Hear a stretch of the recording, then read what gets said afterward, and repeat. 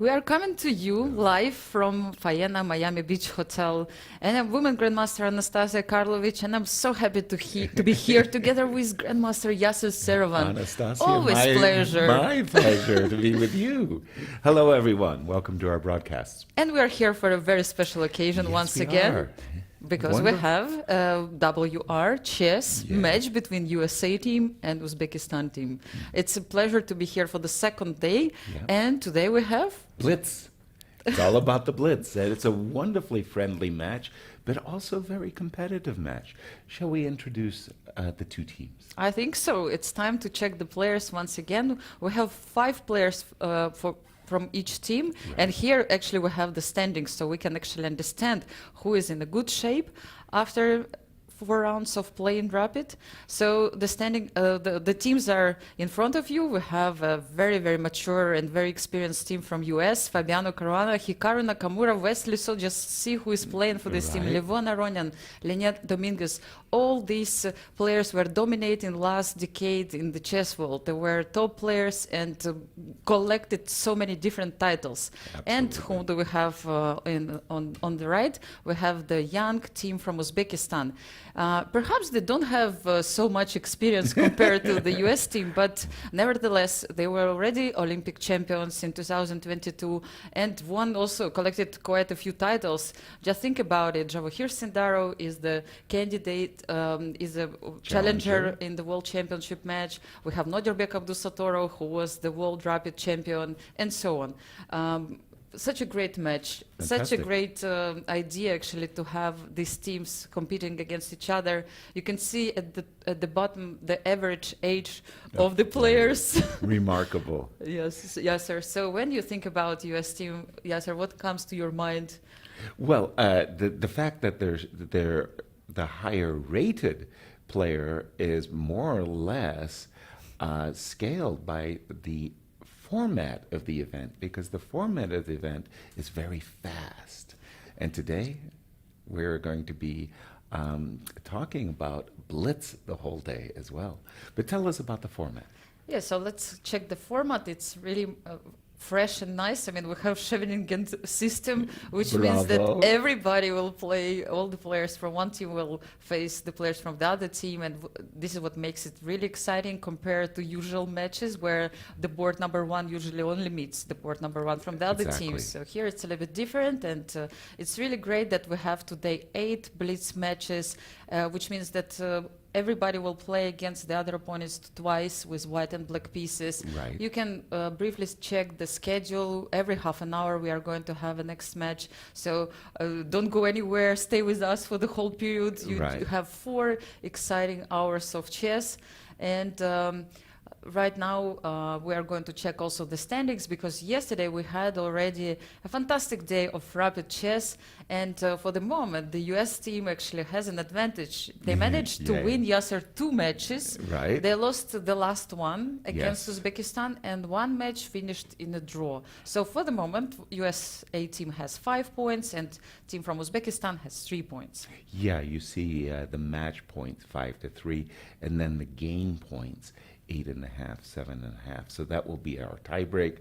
But it's all about the match points. So each match, 2 points to the winner, 0 for the loser, of course, and 1 point for each team should the match be tied. So we are about ready to begin round 5, and let's just check in the playing hall. Yeah, it's really nice to see the players are getting to the venue, and as you can see also there are some beverages in front of you. It's so nice from the organizers providing all the small and taking care of the small details. We could see Hikaru Nakamura, he is ready to fight, and we were discussing with you, Yasser, yesterday that maybe, I mean, I kind of told you that perhaps the US team would like to get as many points in rapid as possible, because tomorrow is going to be Blitz day. They are playing against energetic young team of Uzbekistan, but you had some arguments. Absolutely, and very compelling arguments, as you're about to hear. First of all, let's start with Hikaru Nakamura. really a generational talent, one of the greatest Blitz players I personally have ever seen. And by the ratings, I think even Magnus Carlsen himself has said, you know what, tip of the hat. I think Hikaru is the greatest Blitz player. Linear Dominguez. Well, 10 years Blitz ago, champion. World Blitz champion. Hello. So these might be old guys. Exactly, yes. But trust me, they're not bad. And what about Levon? What about Fabiano? I mean, What still about- good luck, you know, competing, Exactly. playing Now- Blitz against them. Unfortunately, I can't give such a verbal descriptive insight to the Uzbek team because, again, they're so young, they're still earning their spurs. And boy, are they earning them. I mean, they're earning them fantastically well. But at the same time, it's very hard to sit down and say, well, Sindarov is fantastic here and fantastic there. We just don't know. Yes, and also you can see Nodirbek Yakubboev given the autographs for the fans. Yeah. We know that actually a few people who learned about this event, they tried their best to come and visit it. And yesterday we could see many supporters of the team from Uzbekistan as well as Right. supporters of US team. So it feels actually, Yasser, that even though we're playing in the matches in US, huge support, you know. I could feel a really huge support from the local community Right. for the team of Uzbekistan. Also, the ambassador visited the event. Exactly. And like Made the first move. exactly, and it's really amazing to see people here rooting for their players, and I mean, as you started to speak about the team from Uzbekistan, I of course remembered the live rating list where we can see Nodirbek Abdusattorov on the second position after Magnus Carlsen, and so he's Really definitely also one of the top players in Blitz. He proved it already to the whole chess world that he is one of the strongest when we speak about this fast time controls. Right, exactly. And but also Levon is not doing bad, I would say. Like No. lately, he played so well in Bill, Mhm. and comes to this event happy and after his victory Confident. and confident as well. And so this is the some points, Some scores. some scores, yes. Exactly. And yeah, maybe we could check actually the pairings. Maybe we could check the pairings from the round, from the first Blitz round. Right. And here we have such a nice, Yeah. such a Matches, beautiful right? matchups. Yes, Javokhir Sindarov. Yeah, is playing against fantastic. Fabiano. Because they're playing Blitz, we're going to choose a marquee game that we're going to follow. If it fizzles, we're going to go to our B game. But the Sindarov versus Caruana match we'll focus on for game one. Nodirbek versus Hikaru will be our backup match. Post game, we're going to go to Fiona, get some interviews and insights from the players, but also we're going to try our best to recap some games that we didn't miss. So that's more or less how our show is going to go for each round. And we can see Fabiano Caruana also at the Looks very playing hall. happy.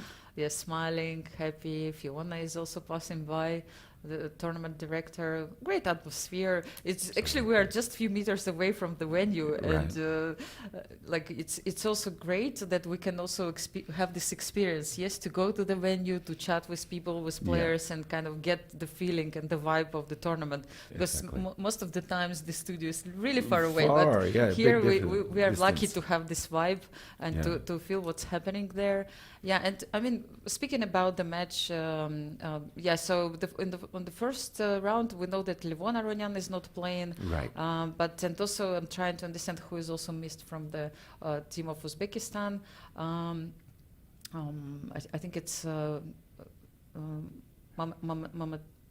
Sorry, I'm struggling also for the first time, yes, to remember all the names, yes, but never mind. I mean, we'll check it out. And the system is very interesting that before the start of the day, the coaches, the trainers have to make a choice and decide who is playing That's right. all the rounds, yes. Yeah.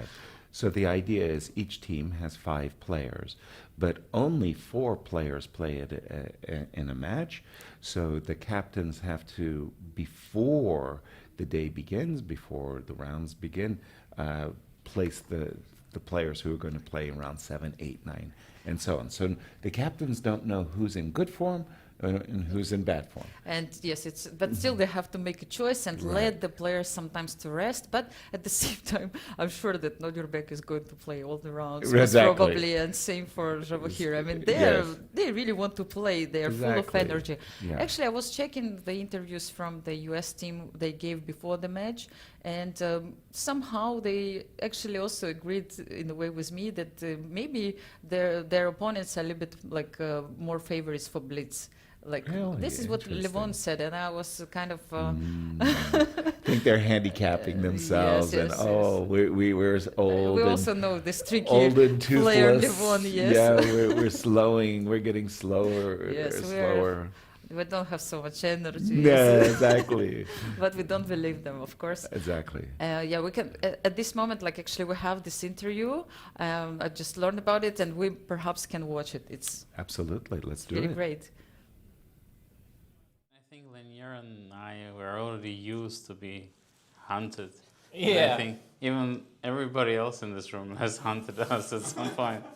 But what's the format of this tournament? Is Lanier playing at all? Or? Nodirbek, Abdusattorov is a good example, taking sometimes you would think excessive risks, but they very often pay off.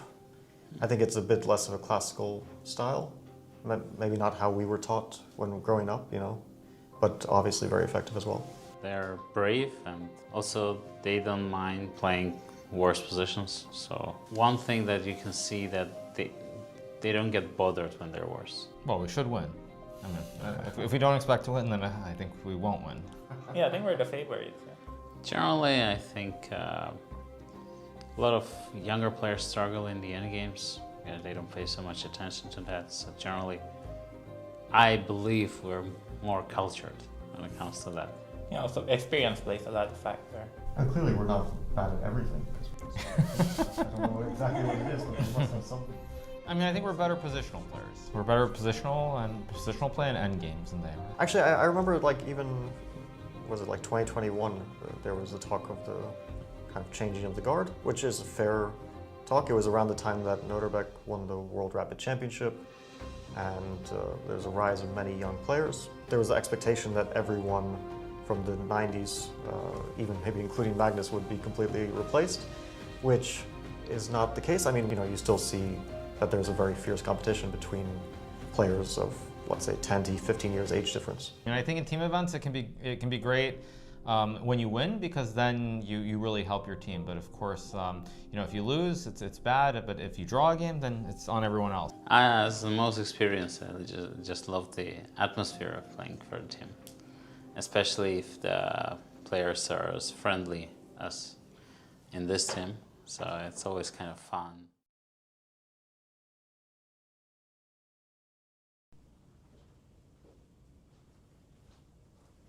Hello and welcome to day 2 of this match, USA against Uzbekistan, organized by WR Chess.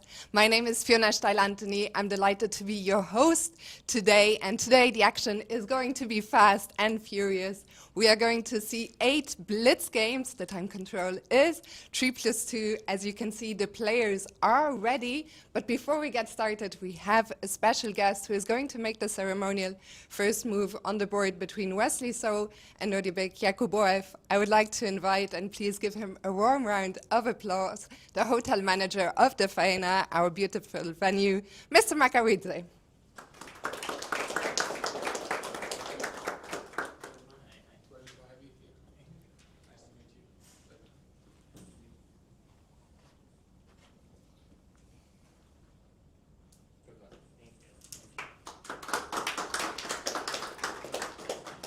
And now, before the play gets underway, I will hand it over to our tournament director and chief arbiter, Tony Rich. Thank you very much. A reminder to all of our spectators, please make sure your electronic devices are on silent. We have a VIP room available for you back here as well. There's food and drinks in there. You're welcome to enjoy the games from there. To all of the players, I want to thank you for making day 1 such a great success. Wish you the very best of luck today, and you may start White's clock.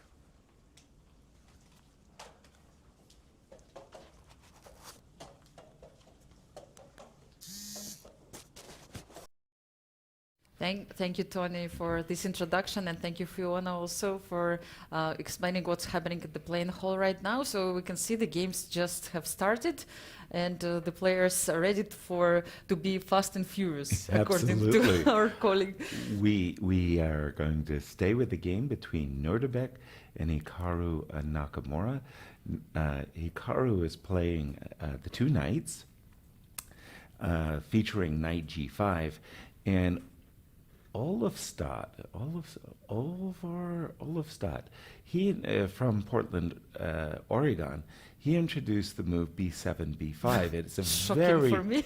very, very tricky move. The idea is that if the bishop moves back to b3, you play knight d4, and if the bishop takes, now you're supposed to play bishop takes b5. That is considered the best move. And I'm sure when Hikaru essayed this line, it's a double-edged, it's a really, really, really sharp line that he was hoping to surprise Nodirbek, but Nodirbek played bishop f1 a la tempo, which means that he's very familiar with everything, and including up to queen h5. Look at him go, like, hey, this is all standard stuff. Yes, hoping to give a checkmate in one. Yes, but I don't think Hikaru is going to miss it today. No, not Yeah. that one. Well, normally speaking, you either block it with g6 or you play queen d7, simply defending the pawn. And again, Nodirbek has spent no time, and I want to emphasize that, no time whatsoever in blitzing out his moves. He started with 3 minutes. Again, it's 3 minutes plus 2 seconds bonus, and you can see he has 3 minutes and 6 seconds, whereas Hikaru has spent 90 seconds of his clock, and the idea of d2, d4 is as simple as it looks. You're just playing for development. You want to bring your bishop out as fast as possible, and in case of e5 takes d4, castle in order to play rook e1. And for the moment, it's clear the initiative, and Hikaru is looking askance, like it's clear the initiative is really with Nodirbek. G7, G6. Yeah, I mean, logical move also, yes, to kick out this queen from... Yeah, but then you have to ask the king, yourself, where's the queen more dangerous? On h5, where it had a single threat, or e2, or even f3. On f3, by the way, it would have had a double purpose, hitting f7 as well as d5. Queen e2, oh my goodness. Okay, so now basically, I was going to say, Hikaru is under a lot of pressure on e-file. Either you play for bishop g7 and castle short, or you castle long. Hikaru decided to play the most provocative castles long. Wow. And you can see that on a good day, this bishop is searing, I would say, down this diagonal. Like, for the moment, the bishop protects f4, good for white. But if that bishop didn't protect f4, knight f4 would be like an incredibly brutal hit. a7, a6, offering a pawn. He's already down a few pawns, but Hikaru is gambling that bishop takes a6 will be met by knight d4. And in the meantime, he's trying to break this pin as well. So yes, you can take the pawn, but after knight d4, and for the first time, I think, in the game, Nodirbek pauses. Yeah, but actually, just look at the time, Yasser. Yes, You just mentioned 30 it, and seconds. it's like, I cannot believe that Nodirbek had at one point 2 minutes more than Hikaru. Yes. I mean, one of the fastest chess player in the world probably Yes. was trying to solve some opening issues and spend, let's say, lots of time. And he's not back down at any moment in this game, Nodirbek. He captured the pawn. I don't know why Hikaru's hesitating. It's clear that Hikaru wanted to play knight d4. He was down to 30 seconds after a6. He's down to 15 seconds Oh after my knight goodness. d4. So it's a very peculiar that Hikaru spent so much time. This is the point. Queen e4 gets out a pre. It defends, C2, but yes. it's so important to pin that knight. Knight b4 was Hikaru's idea. Queen f5. I'm shocked to see this move. Like, if you wanted to do something, like What was he that? just simply takes the piece. Yeah, so I was expecting bishop to c5 by Hikaru defending the knight, but it feels like he's gambling, and He's- Queen d8. Yes, and he's just trying to Nobody throw believes- everything. Yes. yeah, this is where you're playing poker. You keep upping the ante with each and every move. He But- lost a knight and a rook. But let's be fair. Like, if you take the rook, let's just check it. Like Queen f2 and Queen c2. At least a draw. Yes, it's a Probably draw. Yes, more. at least, yes. But so I don't think White should take this rook. I think you have to run away Queen d2. with your queen. Yes, and but I don't know if a Queen d2, maybe rook d8. Maybe Hikaru will try to create Why not? The crazy rook. Another threat. Yes, so Queen Queen f6. f6, like very logical. You try to defend f2 square from. Yes, and this is what happened. Rook d8, Queen f2 check. Hikaru is hoping to give a checkmate or perpetual check in this position, but he's down to 3 seconds, 2 seconds. Queen takes on g2, No. and No, now he's just gambled and lost. yeah. So now if you take the rook, we take the knight, and it. that's it. Yes, the game finished in favor of Wow. Nodirbek. Abdusattorov was fast. Big victory. We have to run. Let us run to which game would you like to go? Let's don't say know if, Sindarov, Levon, Aronian. Yes, actually it was a mistake. So actually Levon is playing for the first game, and he's playing against Javokhir. Let's check the end of this game. 14 seconds against 20. As I see it, there's an extra pawn for Sindarov, which reminds me of their rapid game, by the way. But Levon has marvelous compensation in terms of the bishops of opposite color. Yeah, but now he's down to 2 seconds. He has to make a move. Rook d7. I don't know what's happening. Maybe. Maybe the clock, because neither player has reacted. Yes. So Knight takes what a move! What an amazing move! with 7 seconds only on his clock, he Because finds the c1 tactics. check is hanging. Yeah. There's a queen to c1 check. Oh my gosh! What a brilliant concept by He takes the knight. Yes, and by Levon. it seems like he got the pawn back, and the material is level right now. Exactly. Yes, so bishop d5, putting pressure on f7, then now bishop e7 supporting defending pawn. Yeah. And yes, he tries to regroup, and look how great Well, he the did- bishop what a great became, job. yes. What a great job he did. But Yes, he brought the bishop all the way to the center, and it's very important also to create some ideas. And look at this queen c6 double attack, and queen f3 was the only way to defend. Now the king goes to the center. But okay, time is important. They both have 5 seconds the draw, against 6, agreed. and the draw is the we're result. going to jump to the game between Nodirbek and Wesley. So it's a 4 rooks ending with black having a pass pawn. These 4 rook endings are a lot trickier than they appear. And I would say it's easier to play Wesley's side, but essentially a draw would be inevitable. Yeah, I think yes, it should finish a draw, but of course we have to watch out. And 5 seconds. 5 seconds, yes, for Wesley. 8 seconds Crazy for things his can opponent. happen. Yes, but we know that both of them are really, really good blitz players, and I guess the game will finish in a draw soon.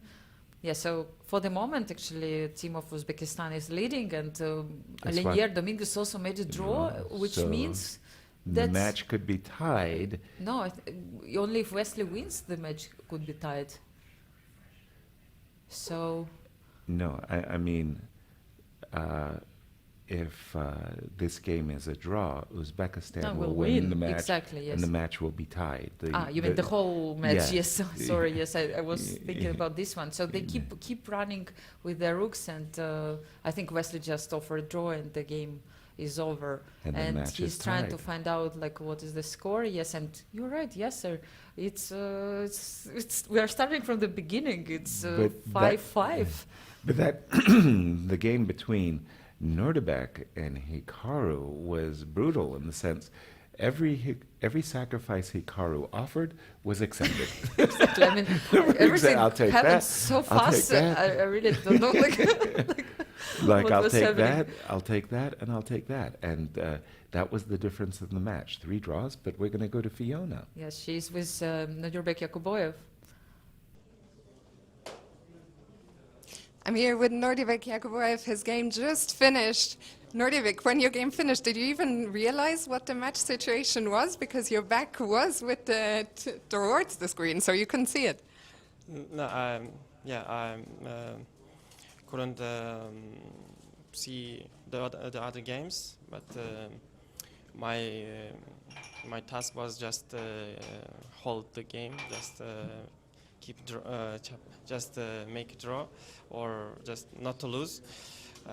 So yeah, I was winning at some moment, but in time trouble I missed my chance, and in the end it was just a drawish end game. So yeah, I'm happy that we won this round. Yeah, we will see. You say your task was to hold. Is that the match strategy? Hold with the black pieces and try and win with the white pieces?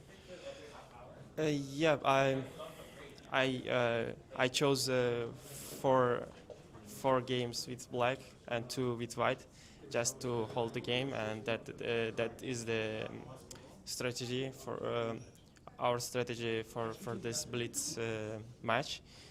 Yeah, I'll try to not to lose my game, and I hope my teammates can manage to win on other boards, on another board. So we'll see. For this round, I complete my mission. So yeah, we'll see what happens. Yeah. And just a final question. Yesterday I didn't get a chance to talk to you. So tell us a little bit, how did you enjoy the rugby portion of the day, and what were your impressions of the first day in Miami? Yeah, I played 3 games yesterday. First 2 games I made draw against Levon and Fabiano. That was easy draw for me. But in third game against Levon, I was winning. It was completely winning position, but I missed the win somehow. Then get upset, but we won the last round of rapid, so yeah, it was okay even when I lost, but yeah, okay, we lost rapid portion, but we'll try to come back in Blitz. How about Miami? I'm enjoying this place, this ocean view, and yesterday I could I could go out to the ocean, and yeah, it was really nice. Yeah, thank you. That's really nice to hear. Glad to hear you're having a good time. And now, well, the match is tied, all to play for 7 rounds to go. Best of luck, and we're gonna go back to studio. Thank you. Thank you, Fiona. Thank you, Fiona. Thank you, Nodirbek. I mean, we're also enjoying this beautiful ocean view. And yeah, of course, it's really nice for the players to play with such conditions. And yeah, for the moment, the match is tied, and we missed a couple of games with you, Yasser. Everything happened so fast. Like, which game you would like to check? A white game, Lanier Dominguez on the white side against Shamsiddin. It's a Berlin ending. Everything's great, but one of the things that I really like about Lanier Dominguez's play is that he is exceptionally good with the white pieces. He knows the insights and out of this ending, and so you should really study what he's done. Bishop e3, f3, and at first blush you think, okay, white is going to push on the king side. Well, you'd be surprised, because what Lanier is about to do caught me off guard when I was replaying this game as well. It was this moment the bishop, Shamsiddin retreated his bishop to d7, and then Lanier shifted gears. Check this one out. Yeah, and actually, like, just looking at this position, like, it's very typical Berlin ending, right? Yes. Yasser, I mean, let's just start from here, thinking about it, like 4 pawns against 3 on one side, on the queen side, and 4 against 3 on the king side, on the right side. And what usually white is trying to achieve, because what I also can see, it's like 2 bishops for black and against bishop and knight for white, and we have this like ending, and what I know that white is trying to achieve is to try to keep this 4 against 3, and maybe at one point, first of all, make sure that these double pawns are not running anywhere. Right? Yes, so, and like, what are the plans, yes, here? Well, from white's perspective, traditionally the plan has been as simple as it looks. Use your majority, play for f4 and play for f5. But what Lanier does is he takes a different approach, and one that really caught me off guard. After attacking the bishop, he's hoping that the bishop will go back to e6 so that he could further harass it with knight f4.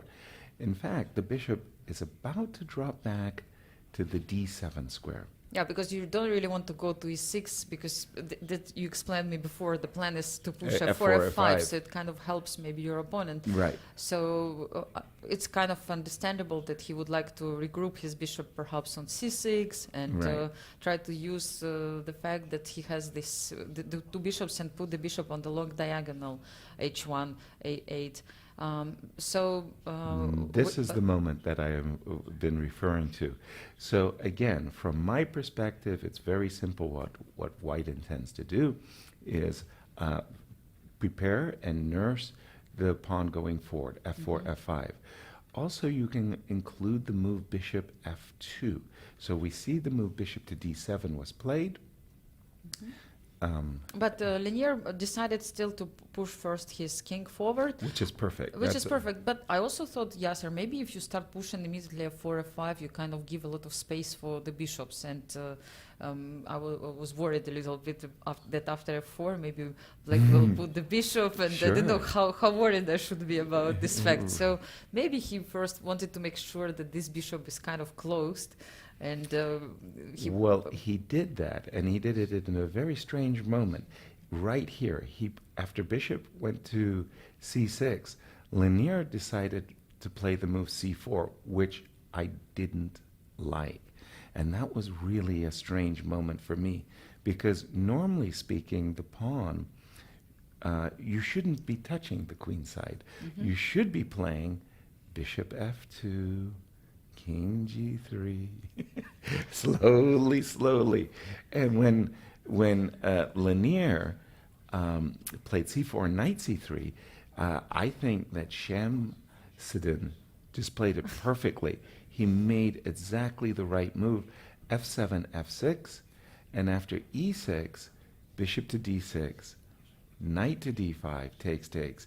It's actually, it looks at first blush that these pawns are doing something, but you're about to see that they get blockaded and undermined, and then suddenly, well, no advantage at all. It's all gone. it's all gone. Yes, I mean, it's not so obvious for me, Yasser, to tell the truth. Now, when I see these beautiful pawns placed on e6 and d5, and also f5 is coming, it seems to me that actually white is doing pretty well. But you explained that, yes, they're blocked, and actually the idea is to start chasing those pawns by playing c6, right? Exactly. So it's, I mean, it's a really nice idea. And I mean, from the human point of view, I kind of understand Linier's decisions to put the knight on d5, get rid of one of the bishops. But I also understand now better after your explanation that perhaps this plan didn't bring him any advantage. I would like to say the same, that it didn't bring him any advantage, but I can honestly say it brought him disadvantage. Even disadvantage. So 100%. Yes. So in this position, let's say black doing better because the pawn structure has changed dramatically, and we can see now that actually yes, it's already 3 against 2, and the pawn is actually falling. Falling, Yeah. absolutely. Yes. So soon white is going to lose the pawn, Exactly. and black will definitely have a better position. But this is where Shamsiddin erred. After the move rook h7, it looks natural to draw the bishop back. Yes, and this that is was what a he mistake. did, I think, yes. He played bishop f8. Yes. If he had played the move rook to g8, just defending the pawn with the rook, then he would have had an advantage. And it was this small little slip that allowed Lanier to suddenly get enough counterplay that he could draw the game. The game went on to be a draw. That's all we really need to see about this game, Bez. But it was from this Berlin ending where, again, I'm a big fan of Lanier. I know he plays the Berlin very well, but I have to criticize him when he played the move c3, c4, and knight c3, knight d5. You think it was the wrong plan, yes. 100%. You have to play bishop f2, king g2, king g3, and slowly. You don't do it aggressively. You just do it slowly. Yeah. And he didn't do it, and that was a very nice defense by his opponent. And the defense was so good, in fact, Uzbekistan went on to win that match, And match tied. number 5. We have match number 6 coming up. Yes, and before that, let's first of all check the interview of Javokhir Sindarov from Uzbekistan, from the team of Uzbekistan.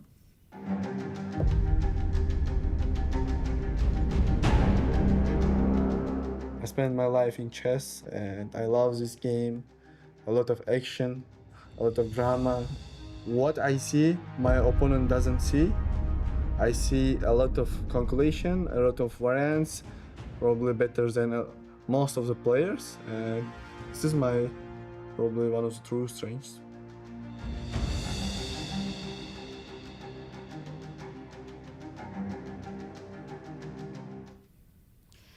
And welcome back to WR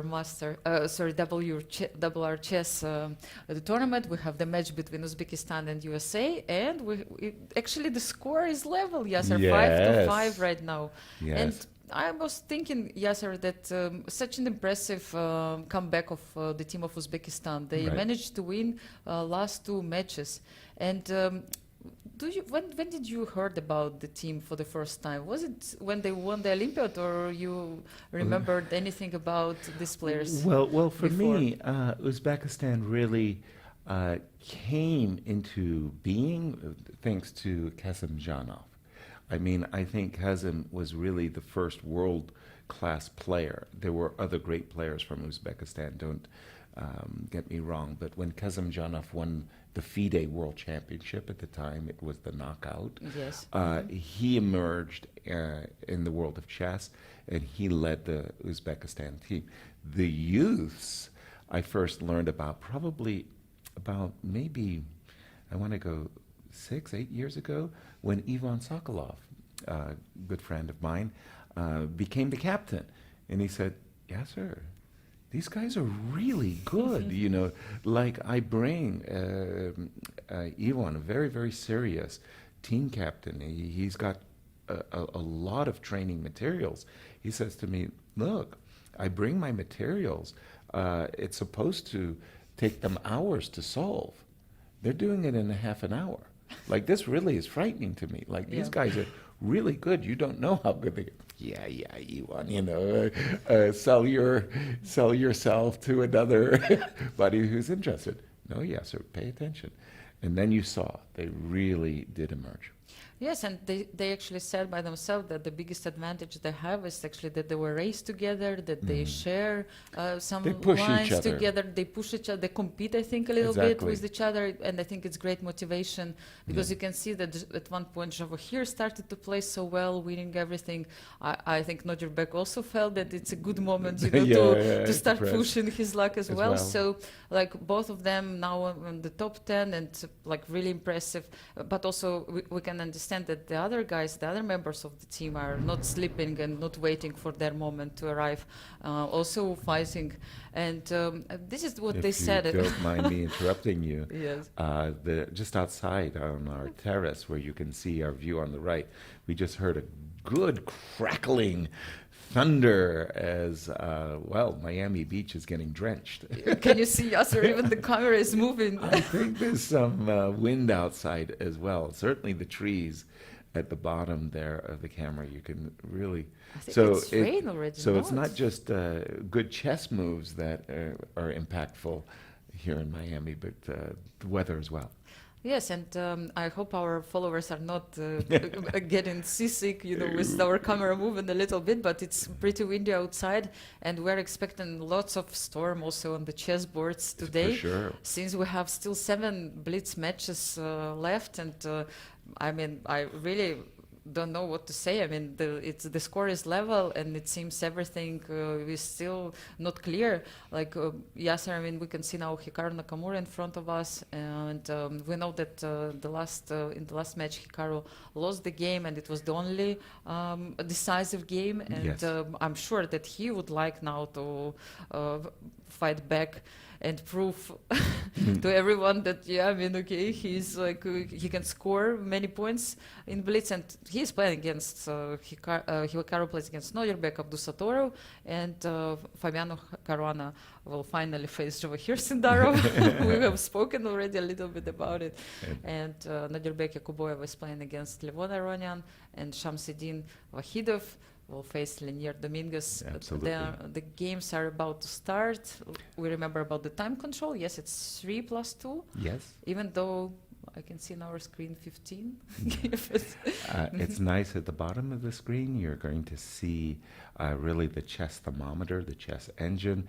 And while we are going to stay with the game of Hikaru, as you say, Hikaru will be searching for revenge in this game.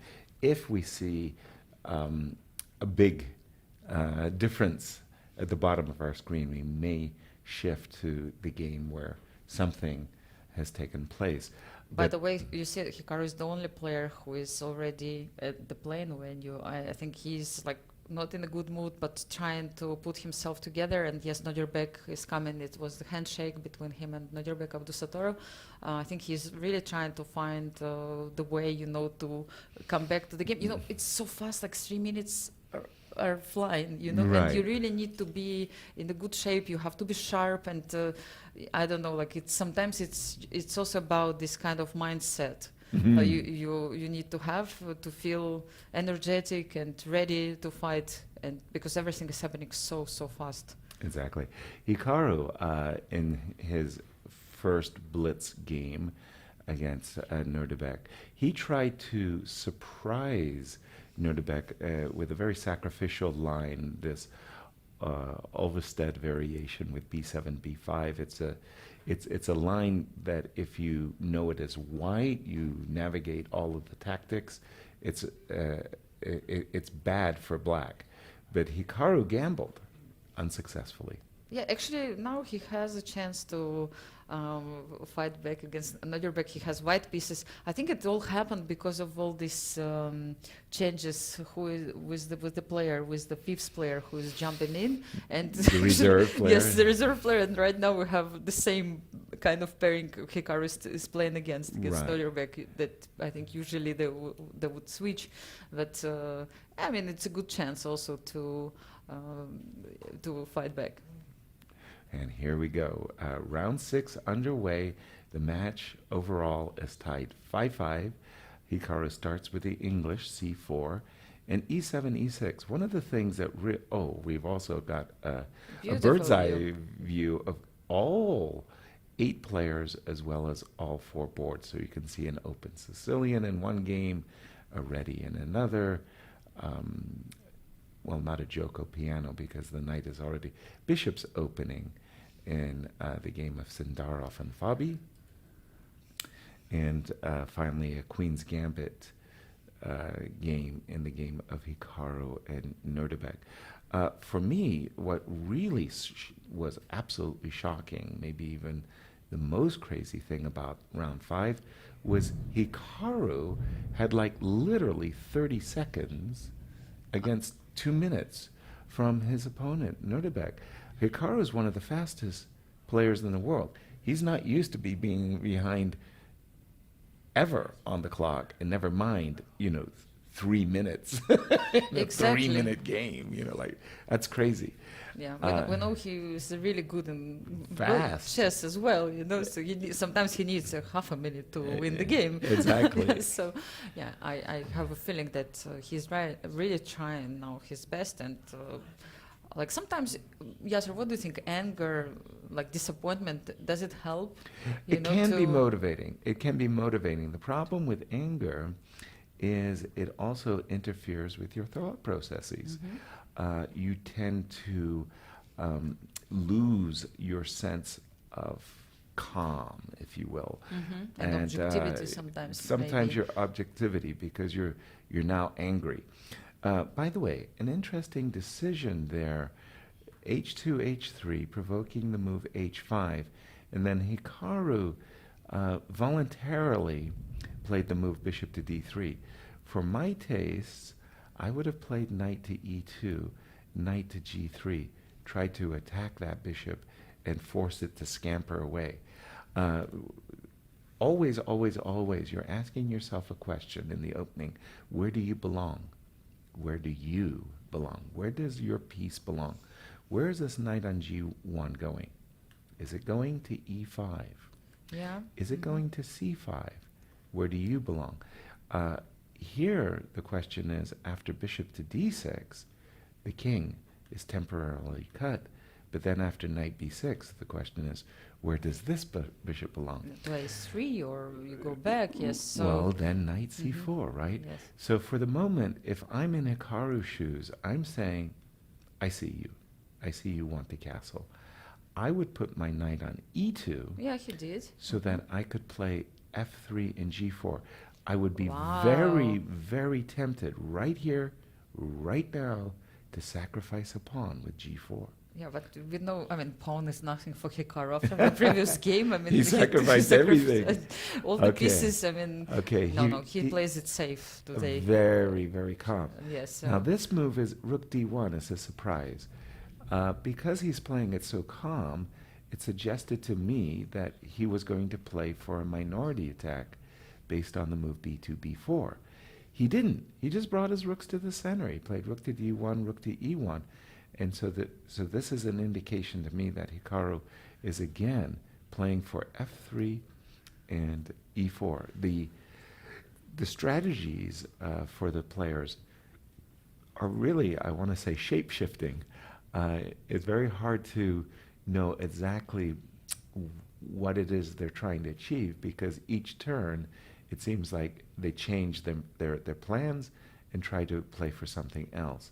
Yeah, but I must say that now that it's all happening like in a linear game, the king is running around of Vokhidov. I don't know what's going on, but it's Yeah. like maybe just for a second, or we will stay here. Yes, yes, or whatever you prefer. Yes. No. It's just so funny. Also, we'll- probably we'll- we'll come back to it later. Right, but for the moment, our game, our marquee matchup, Hikaru and Nodirbek, Nodirbek, yes. is really heating up very, very nicely. I would say that Hikaru is a happy camper from the perspective he has now the half-open f-file. So I would find the move rook f1 as well as queen f3 very attractive. There are times that maybe knight e5 is disturbing. Exactly. But if I could play queen f3 and maybe on a good day bishop to g5, as well as rook f1 and e5, I'll be happy. I have a feeling that this Apparently- center looks so good, but at the same time, like it's a bit shaky, right? And this is what Nodirbek is trying to do. He is immediately trying to ask the question, what are you doing? Are you pushing d5, but then you Right. give the square e5 forever? Or and I think, yes, maybe there was not so much of a choice. Yes, and we can see that pieces got really nice square on e5 for the moment. Right. But white has this d pawn, which perhaps one day can become dangerous. Mhm. Yeah. From Black's perspective, Black really wants to play b4, chasing this knight away. But you, wow, I was Wow, about to and- say, you don't necessarily want to sacrifice this pawn on a4, But and he didn't capture he it. didn't capture. I don't know, like maybe That was a he- surprise. yeah, there was a possibility to capture this pawn, but What is probably going Hikaru on? is trying maybe to create some kind of counterplay on the king's side, using the fact he has more pieces there. But a3, a4 pawn can become really dangerous. I take it off the board. Yeah, it's better to take it. Yes, I mean, so finally Hikaru I- takes it, but maybe But what then- about the knight Exactly. after queen b4, like where the knight goes to c3 was the only move. h4 trying to get rid of the defender, so queen goes to e1 to protect the knight on c3. Yes. Knight c4. I mean, Nodirbek puts pressure on his opponent with every move. Like bishop c3 also is the threat. Yes. Knight e2 defending the Knight knight. d6. And now here's the problem. We better chase this queen away, rook to b1, with the idea that in case there's ever a chance, we really do want to play, hopefully, rook b7 in the near future. Yeah, so it seems like Hikaru missed something, judging from his face, but perhaps it still works. h4 pawn was taken, and Careful, think- there's a rook b8 check threat. There's a Yes. very big rook b8 check. Do not take with the rook. You Yeah. get your feelings hurt. He took He with took the the rook. rook. Rook No. b8 wins. rook It b8, just and then wins. what? Rook It just wins because your next move is queen. And look, queen Nodirbek h6, is yeah, no, disgusted. understands, yes, what happened. Queen, Yes, bishop f8 is the only move. move, and then queen h6 Queen is h6, and it's checkmate on the back rank. He It's cannot believe it. It seems like crazy. yes, Hikaru managed to. Oh, this was like, you could see this was coming from afar. And even Hikaru recognizes he was lucky. Where Yes. would you like to take us? Yes, let's run to the game of Fabiano or Very good. I've got Fabiano versus Sindarov on my screen. And at the moment, I'm seeing a very, well, I was about to say equal position, but there is an extra pawn in the yes, and position for 2 white. seconds for Fabiano. I mean, he has to play really fast. 6 seconds. Yeah, okay, already 6. Good. Good. You get 2 seconds per move, and you have to do it Uh, fast. Yeah, and in fact, they're playing so fast, my board's not even being updated. Maybe we'll stay with the video of the game. Yeah, and you know, in Blitz, you don't even know what happened to There we go. your friends, your teammates. Like you just play your game, you have Exactly. to focus. And for the moment, this ending is seems like pretty level, but I guess Please forgive us on our on our two-dimensional screen. I mean to say, we don't have an accurate position, but it yeah, it feels like seems we're like it's catching up drawish. now. Yes, now I mean this pawn ending, it's like they just need to repeat basically the moves. Yes, it looks like yes, a so dead draw. they agree on a draw, and I think We're go gonna to go to Levon's Levon game. Yes, it's also crazy. Not so crazy. It looks like Levon is completely winning. Yeah, so I mean, it wasn't that clear for me, Yasser, but it seems that they're repeating the moves. But if you just, isn't it just that you could push? The pawns, yes, but Oh, no. Now what about D3 pawn? D3 as no, well. it's a really complicated position. Like it seems that Black has an extra exchange, but for 2 pawns, but at the same time, this D pawn is like pretty fast. I don't know about the clock times. Yeah, we don't know what happened. If Levon really asked yeah, he claimed the draw, and perhaps they're checking it out if it's the Oh. right claim. No, yeah. I don't think you made a claim. Maybe I'm wrong, but Yes. Did it? Yeah, he claimed a draw, and it seems like they Okay. checked because Apologies. nowadays it's very easy to find out. We have one more. No, the last game finished in a draw. Lanier made a draw? Yes, which means that actually Team US won this match because of Hikaru. He Yeah, was the w- hero of this match. Well, he was the. Yes, we have all the results in front of us, 3 draws and a victory for Hikaru. Maybe this was the reason why Levon decided to make a draw at the end, perhaps Just to secure. to guarantee the victory in the match, but we still don't know about it since everything happened really, really fast. Perhaps Fiona also will help to understand what happened. So she is with Hikaru right now. Let's go to Fiona. Hikaru, congratulations. You are the match winner of the second round of Blitz, and what a game against Nodirbek. Talk us through it. Yeah, I mean, it was a game where I think both of us were sort of just playing chess from the start. It got very messy in the middle game. I mean, Nodirbek was playing quite well and was a little bit better. I don't know if he was winning or not, but then he made a slight mistake, and yeah, it kind of makes it for the first game. Still early doors. 2 rounds out of 8 have been played in this Blitz. Yesterday, when I talked to you and Levon, he thought that you guys were the favorites in the Rapid and maybe the Uzbeks in the Blitz. Did you agree with that assessment? I mean, it's probably true, but the good thing is, you know, we can get warmed up. They're starting off really strong, and we still have the lead, so that's a good thing. Did you guys have do you have a match strategy coming into the Blitz today? I mean, I wouldn't know. I mean, I drove home like a normal person last night and drove this morning, so I don't know, but I think, at least for me, I'm just trying to be solid with black pieces, which hasn't really worked out very well. I've lost 2 games pretty much out of the opening, but nonetheless, you know, it's a great event, and perhaps we'll talk more now that it's getting near the end, but we'll see.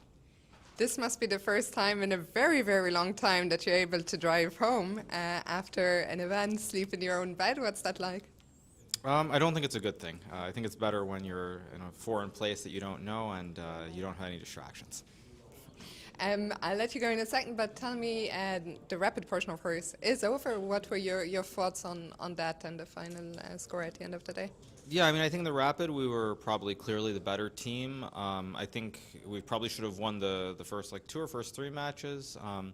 Or actually probably first 2, and then we should have lost either 3rd or 4th. So I think we were clearly better out of the 4 matches we played, whereas I would make the argument that in these first 2 matches, Uzbekistan's been much better than us, but there's 6 more rounds, so hopefully we can warm up and just play well. There are quite long breaks in between rounds. How are you spending those?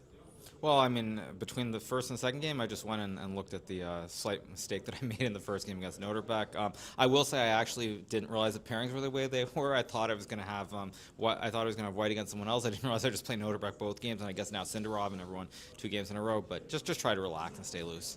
Fantastic. Well, Hikaru, congratulations again, and best of luck for the rest. Thank you.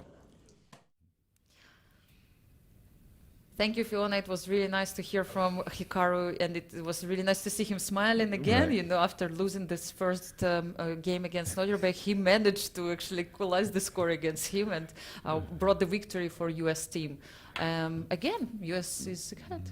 Yes. Yes, sir. Yes. For me, it's a big surprise. Funny what Fiona just said. Congratulations to Hikaru, but she did it in a way that it's a match, and they just play black and white. So Hikaru finished 1 win, 1 loss. Congratulations, she said, on your 1 win, 1 loss. If you know Hikaru, he expects to win 2-0. So to congratulate him for making a loss is like really bad. Let's jump to the game of Shamsiddin versus Lanier from the round we just saw. That was round 6. Shamsiddin, he took a very interesting approach. Bishop to d3 in the opening on move 9 against the Najdorf. This is a very, very, very old, dusty part of my library, I must say. So we see for the moment how this game finished, and we know the result. It ended up in a draw. Exactly. But I mean, if we will manage with the video, we'll get it to round the moment of of the eighth move, bishop to d. So bishop to d3, I- e5 occurred. Actually, we cannot see it sorry. for the moment, but I remember I mentioned to you, Yasser, during the round that this game looks really crazy because And you it will see that was. king will be jumping all around. The White's king will have a journey in this game. Well, so, let's have a like, look. really nice to see it. So we can actually use the board Okay, right now. wonderful. Yes, so let's Bishop just move it. e6.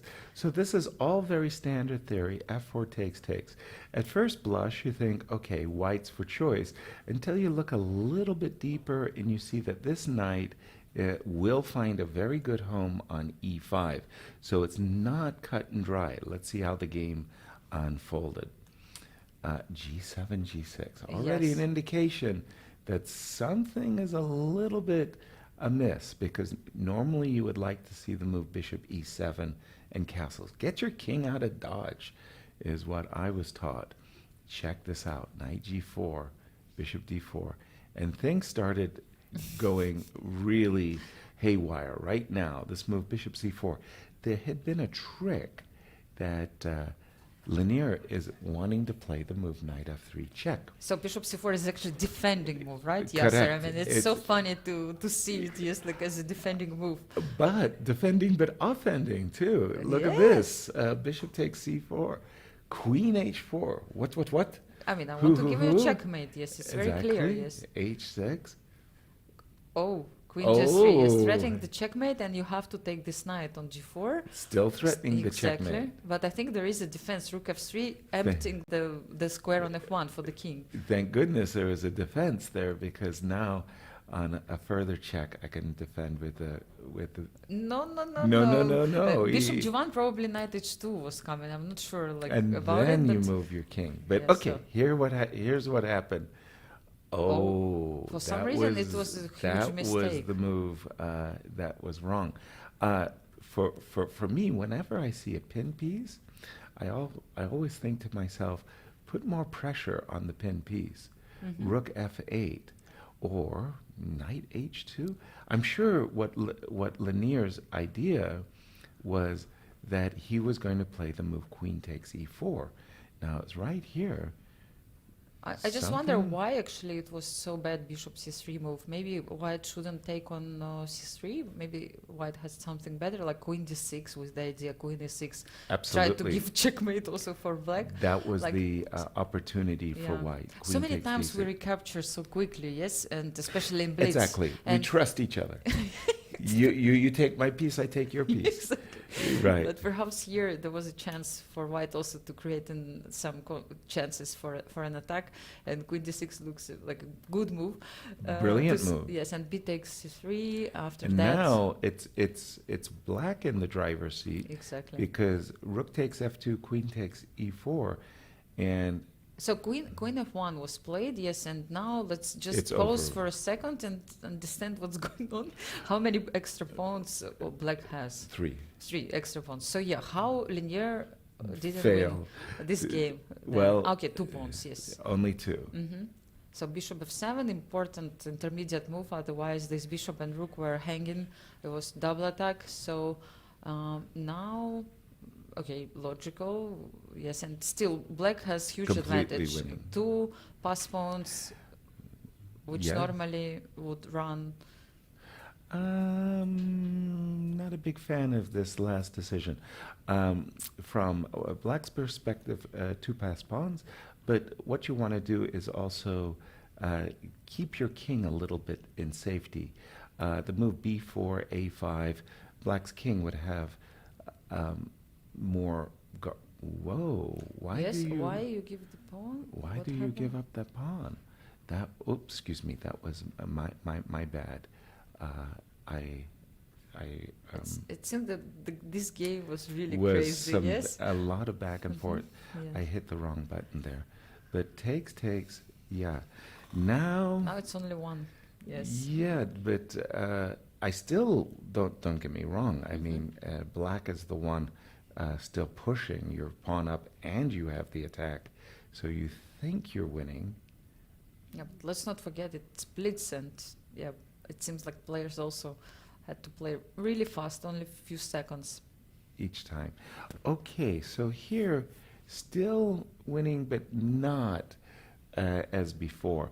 This game eventually ended in a draw, but just to reiterate what you said, the difference in this match, this particular match, was the victory of Hikaru. Hikaru, yes, I mean, eventually, Yeah. this was the decisive So, factor, yes. so basically, we've had 6 draws. 3 draws in this round, 3 draws in the previous round, and it's only Nodirbek and Hikaru. Playing this. They didn't make matches, 2 yes. draws. They made two wins against one another. And again, as you see at the very, very top of your screen, Team USA leads 7-5 in match points. With this, the next round coming up. Shall we talk about the next round? Yes, And what are the pairings? And check the pairings. So Hikaru is playing against Javokhir Sindarov, and Fabiano plays against Nodirbek. Muhyiddin Madaminov is playing against Levon Aronian, and Shamsiddin Vokhidov is playing against Wesley. So So it's the first time Wesley is making a reappearance in the match? no, I think he played in the He- previous he- also. Yes. oh, apologies. When one of them. Yeah, I've been but so focused on the games no, that we... so many. Yes. What will be our marquee game for this round? I think it will be really nice to also follow Hikaru game against Javokhir. Definitely, Okay. same. I mean, all games actually are All games, interesting, and we yeah. will try to cover all of them at least. If we miss something, we can always jump later and check them out. Yeah, sir. I mean, I think you are from these people who can write a book about the team spirit and. Yeah, well, I played in a lot of you teams. you played for so many. You played for the U.S. Olympic team. You also played for many different clubs. Right. I'm sure, like you've been the coach as well. I Yes, guess, right? yeah. So, I mean, women national team. The U.S. I was the captain for the U.S. women's team, Exactly. but I was also the captain for the world team. For the world in team, yes. Moscow, Russia challenged the entire world, led by Garry Kasparov, on board one for Russia, and I was invited in a very funny way to become the captain for the world team. I was at home in Seattle 2 days before the match, and it was a woman on the other line, Elena from Moscow. Hello, Okay. Elena from Moscow. What can I do for you? Yes, sir. We invite you to be the captain for the rest of the world team. And I said nothing, because in my mind the match had already started. Uh-huh. She said, "But Mr. Saron," she misunderstood my silence. "You must accept." And I go, why must I accept? She said, well, we invited Boris Spassky, Yeah. and he declined. We invited Silvio Danilov, and he declined. So you're scraping the bottom of the barrel. Interesting. So nobody wanted to be Nobody captain wanted of to be the. captain What a of the- great start! Yes. Right, nice way of beginning. That- But you're right, I've had a lot of experience in Yes, and team speaking competitions. about it, let's say about the team spirit, just quickly tell us a little bit, like why everybody speaks about the team spirit, why is it so important, and why the team of Uzbekistan keeps mentioning it, that their big advantage is the team spirit they have. Exactly. Well, it's one of those things, chess, while being an individual game, the Olympics being a team game, the idea is that you can really lift one another up. That, you know, if your team spirit, if you have this, you know, you're inspired and you're playing inspiring chess, and, you know, you show after the game, you know, you show your teammates where you blundered or where you were brilliant. It was really wonderful, and I'm forcibly reminded of an incident that occurred in the Havana Olympiad. It was told to me by Grandmaster Robert Byrne of the U.S. team. So after the matches, the American team would run to Bobby Fischer's suite. First of all, because he had a suite. He was the only one on the team who had a suite. So there was plenty of room, and he had a mini refrigerator, so they got drinks. But there was a good side and a downside of this team spirit, because they were analyzing chess with a genius. So there's Bobby, and Bobby would hold court. He'd have the board, and he would explain what he was doing, and boom, boom, boom, boom, boom, and everybody was happy. Then suddenly, Bobby said, and now the pizza, referring to his opponent, the pizza played this move, Oops. which was a normal move. And Bobby started laughing. and he started laughing, He started uproariously laughing, so much so he fell off his chair, and he was on the carpet, holding his tummy, laughing. And there were all of these grandmasters looking at the position, Trying to understand what's going on. what was going on, and nobody wanted to interfere, but they couldn't see it. Finally, Burns saw it and indicated to everybody, and everybody could laugh. Also, yes. But there was that moment of panic when they were all like, "What's wrong with them?" It was great. It was Was great. Bobby a good team player? Yes, Yeah. people just loved Bobby on the team. Oh. They just love Bobby on the team. It's really, really interesting. And actually, I mean, Yasser, thank you so much for No. for all I've these got kind so of many interesting stories. Stories, yes, you know, Yeah. I always appreciate and I'm always happy to hear Right. more and more. And but we also have a small replay of the course. game of Hikaru. I mean, this decisive just game won. of the round. Like, if you just joined us, I mean, you can check it out. At this exact moment, Nodirbek with the black pieces is performing brilliantly. His knights, as you can see, are on the c4 and e5 squares, where the pawns are blockaded, and black is having all the fun. In fact, at exactly this moment, you and I were like, what about this knight on a4, this errant knight? After the move queen b4, we thought Hikaru would be very, very lucky to escape, hold actually, yes. this position, to escape. Because Nodirbek was putting pressure with each move, and now Totally. knight c4, I mean, was also look at this Beautiful. bishop g7 threatens to take the knight, and Hikaru had to find the only moves to defend knight e2. Now, this is where things went wrong, right here. After the move rook f4, there was opportunity for Nodirbek pardon me, it's coming up, queen c4, rook f4. There's opportunity here for Nodirbek. And you look could at see Hikaru, yes, I mean, he's he was shaking shaking his his head. head. He's not happy about his at position all.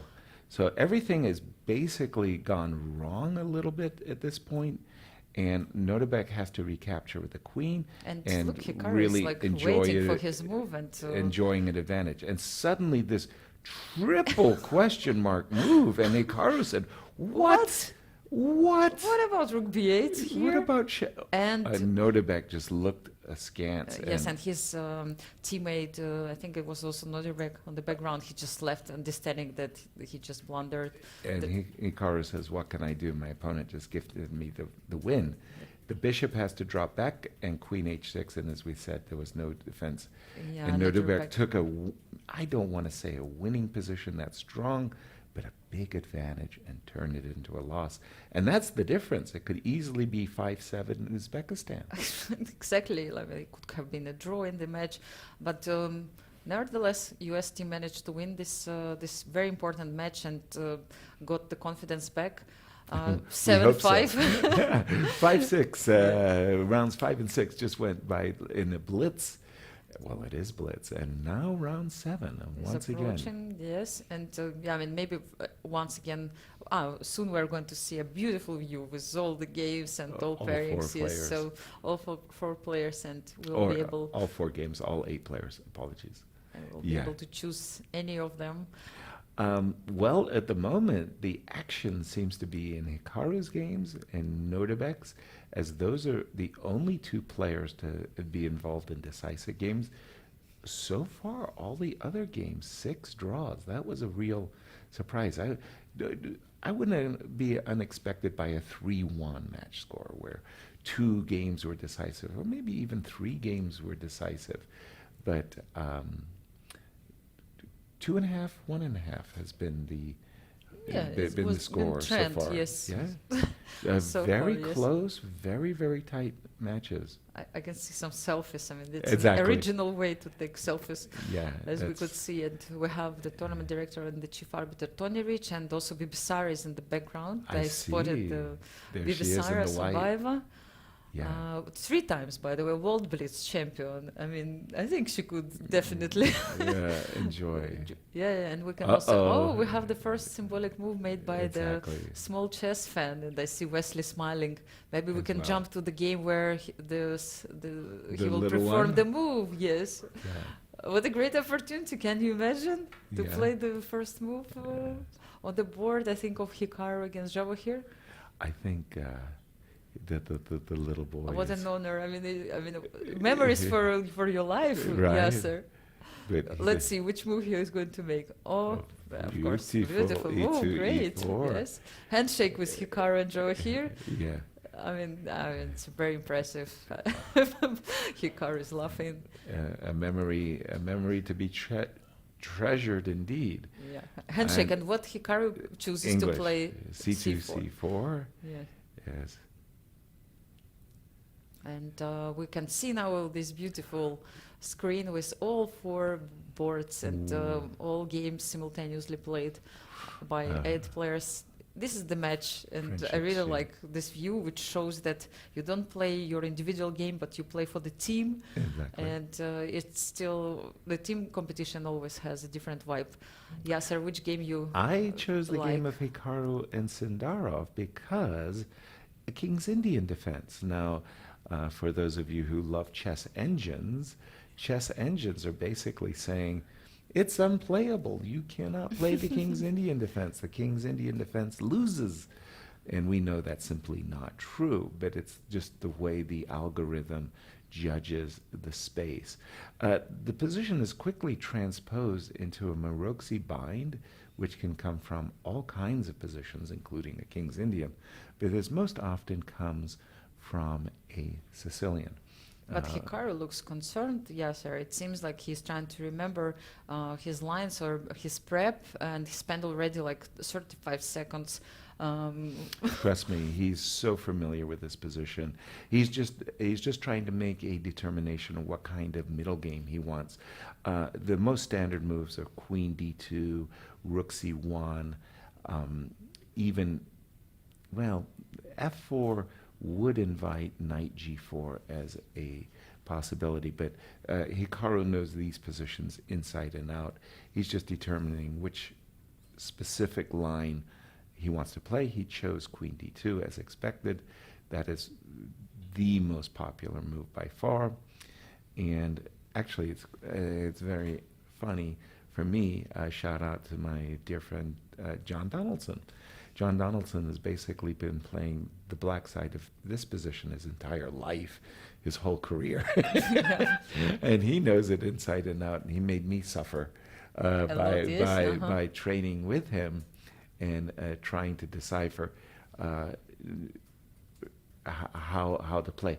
Now, Knight D5, obviously it is playable and it has been played in the past, is not considered actually that dangerous at all for black.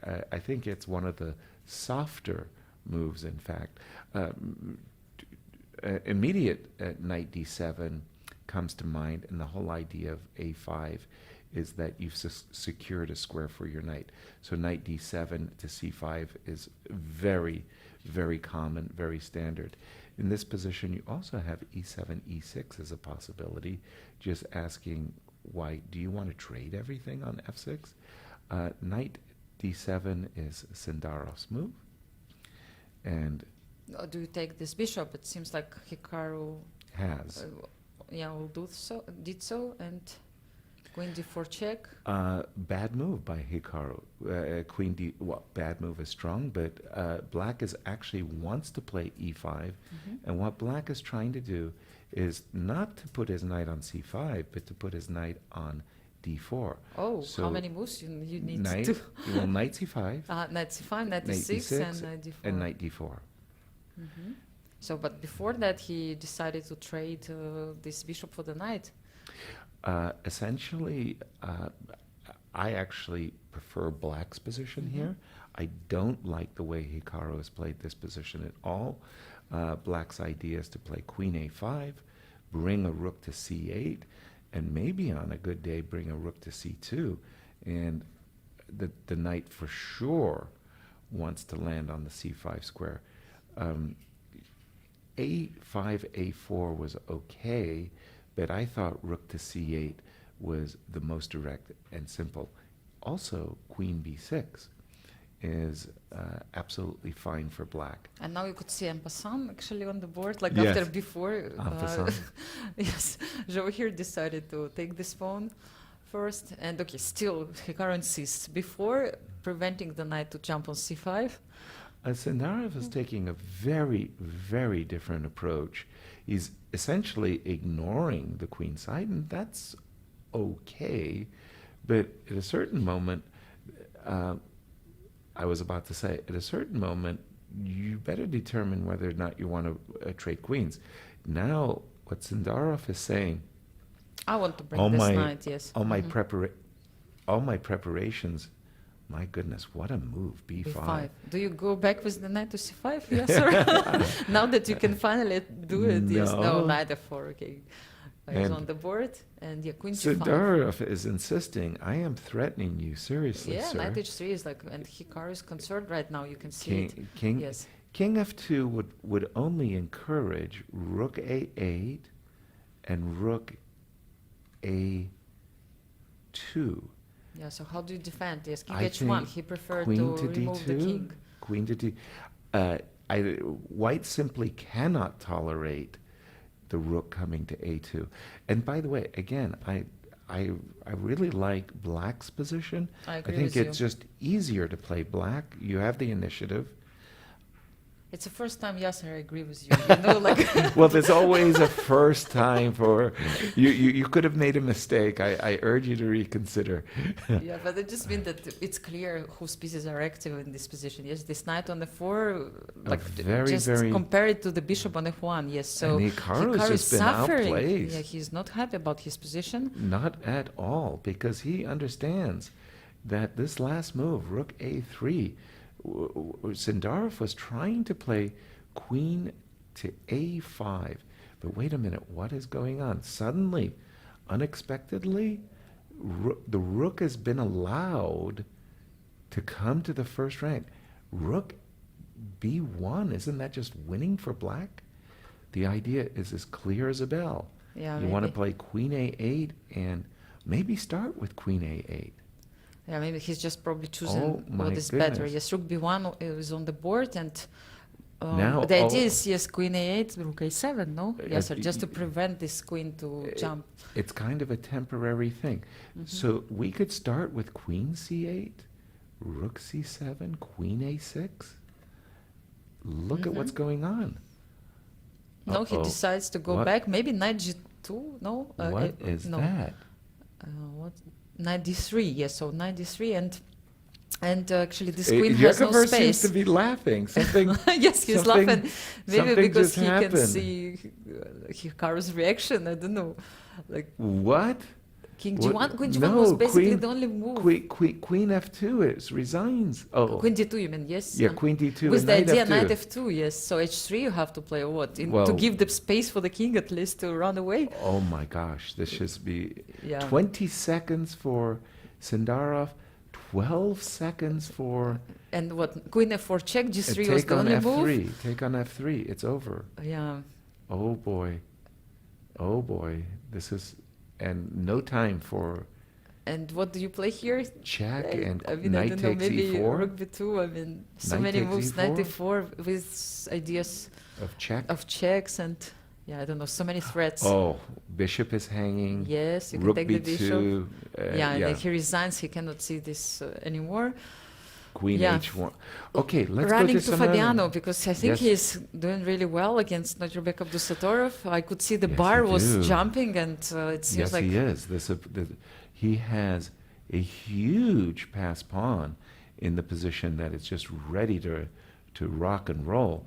c5, bishop c4. Oh yeah, this is massively nice for white. yeah. So Rook e5 check. You cannot take the pawn on because d7. of bishop b5, Bishop yes. b5, So you have to and you keep suffering. suffer with the this pawn. consequence. There is a rook coming to e8, and bishop is coming to d5. Okay, a beautiful finish. That ties the match. Let's go to the game. Wesley So, of I think Wesley he's So. also having like great time for the moment. Must be winning. We're in a straight up night ending. Yes, so actually Levon, just wanted to tell to our viewers, Levon managed to make a draw, which means that USA clinched the victory already, even though one game is still not over. Yeah, but seems like Wesley now with Black Pieces is also doing really Clinching well.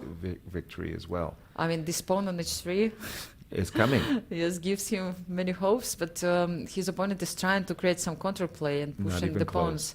pawns. The problem Too with the knight slow. is, yes, that Knight check. he probably will give the knight for the pawn Exactly. and just push his pawn forward.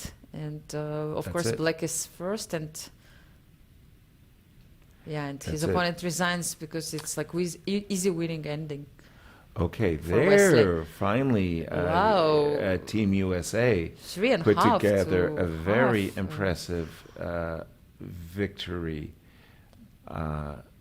Yeah, look at the score. Yasser, you were complaining all I the was time. It was complaining. 2.5 only, but now But it's still 2.5, no? no, I think it's okay. Wesley won. Levon? Sorry, Javokhir Yes. managed to win. I'm very sorry for No, that. it's Yes. okay because just Yes, as the Wesley way won. it's listed, Mhm. it does.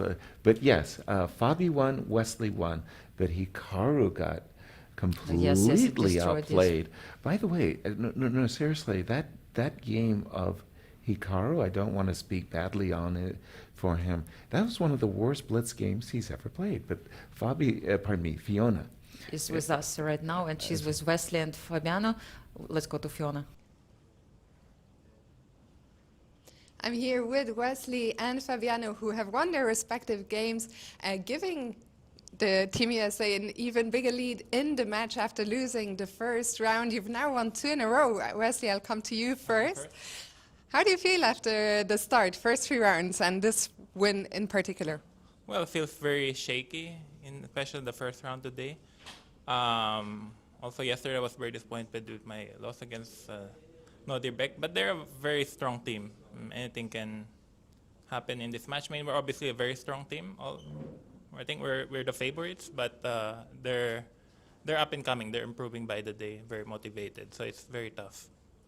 And let's talk, we talked about it a bit yesterday, but the age gap is quite significant between the two teams, 16 years on average. How did you feel, especially coming into today's Blitz portion? Did you feel you guys were favorites, or that the younger team maybe had the edge? I think it really depends on the form of the day, because in Blitz you can be a great player and have a bad day. It happens all the time, or you can just go on a run. Yeah, so I don't consider us like major favorites, but maybe a slight favorite by rating. But you see, it's pretty close. I mean, we're up 2 matches, which I think is great. It's a great result. I think we should be very happy so far with how it's going. But yeah, it's still very close. I mean, every match is decided by like 1/2 point. I actually heard that Levon said we're favorites in Rapid and less favorites in Blitz, but I think it's the other way around, actually. Really? Why? Yeah, because, okay, they have Sindarov, who's really, really good. He won Charlotte. Also, they have Nodirbek, who's number 2 in the world in Blitz, I believe. But, yeah, but they're 3 and 4 a bit less experienced. And I think their strategy is to draw on the lower boards and win on the higher boards. Of course, and also we're full strength. Yeah, we got Hikaru, who plays Blitz every day. So yeah, but as Fabi said, in form really important in Blitz. Yeah. What did you do last night to be in the best form possible today? Actually saw another movie. Which one was it yesterday? This was The Invite.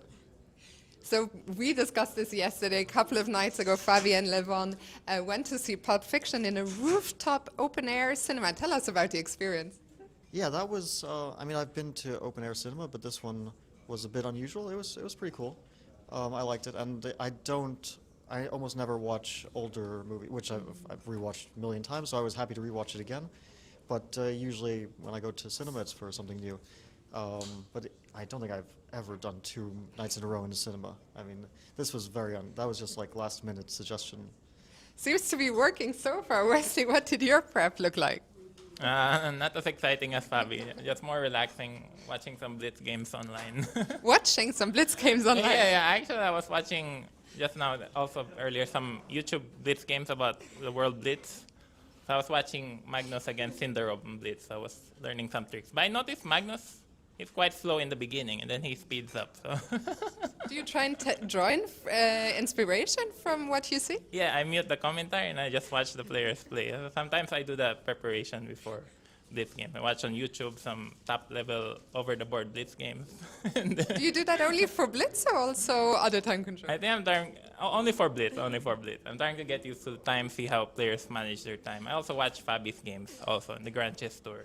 What not to do, yeah?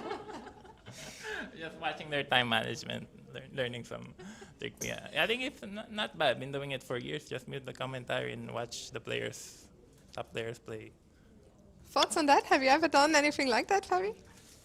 I have watched Blitz. I really like watching Blitz. Yeah, I don't really enjoy watching rapid chess for some reason. I like watching classical. I mean, if like an event is going on, then I'll watch it. But I've never really gone through past events, I have to say. But maybe it could be interesting to learn from what players do. Yeah, I have noticed, like Wesley mentioned, that Magnus is quite deliberate. Probably also because he trusts himself very much in a time scramble, which not everyone can aspire to. So sometimes for some players, it's a better strategy to move quickly at the start, just to not get into massive time pressure. Yeah, I noticed this Carlsen Sindarov specific game in the World Rapid last year. Sindarov was up like a minute, but then Magnus started playing some good moves, and then the time caught up. So might be a good strategy as well. Fabi, I'll turn back to you. Yesterday, I didn't get a chance to talk to you at all, but this is, in a sense, a home game. If I'm not mistaken, you were actually born in Miami, right? What does it feel like to be back all these years later as a player? That's one of the reasons I was excited to play here. I haven't spent so much time in Miami because I do have a family in Florida, but not in the Miami area anymore. And I haven't, and we moved when I was a little kid, so I don't really remember much. Since we had a few extra days before the event started, I did get a chance to explore, so I spent 2 days exploring, which was very nice. And how are you enjoying this format, right? You've played, been a team player, well, both of you, of course, for pretty much all your lives, but here it's a very different format where you play the same team over and over, all the opponents. How have you been enjoying it so far? Yeah, I have to say, it is very unusual to have a Rapid and Blitz team event, so that's cool.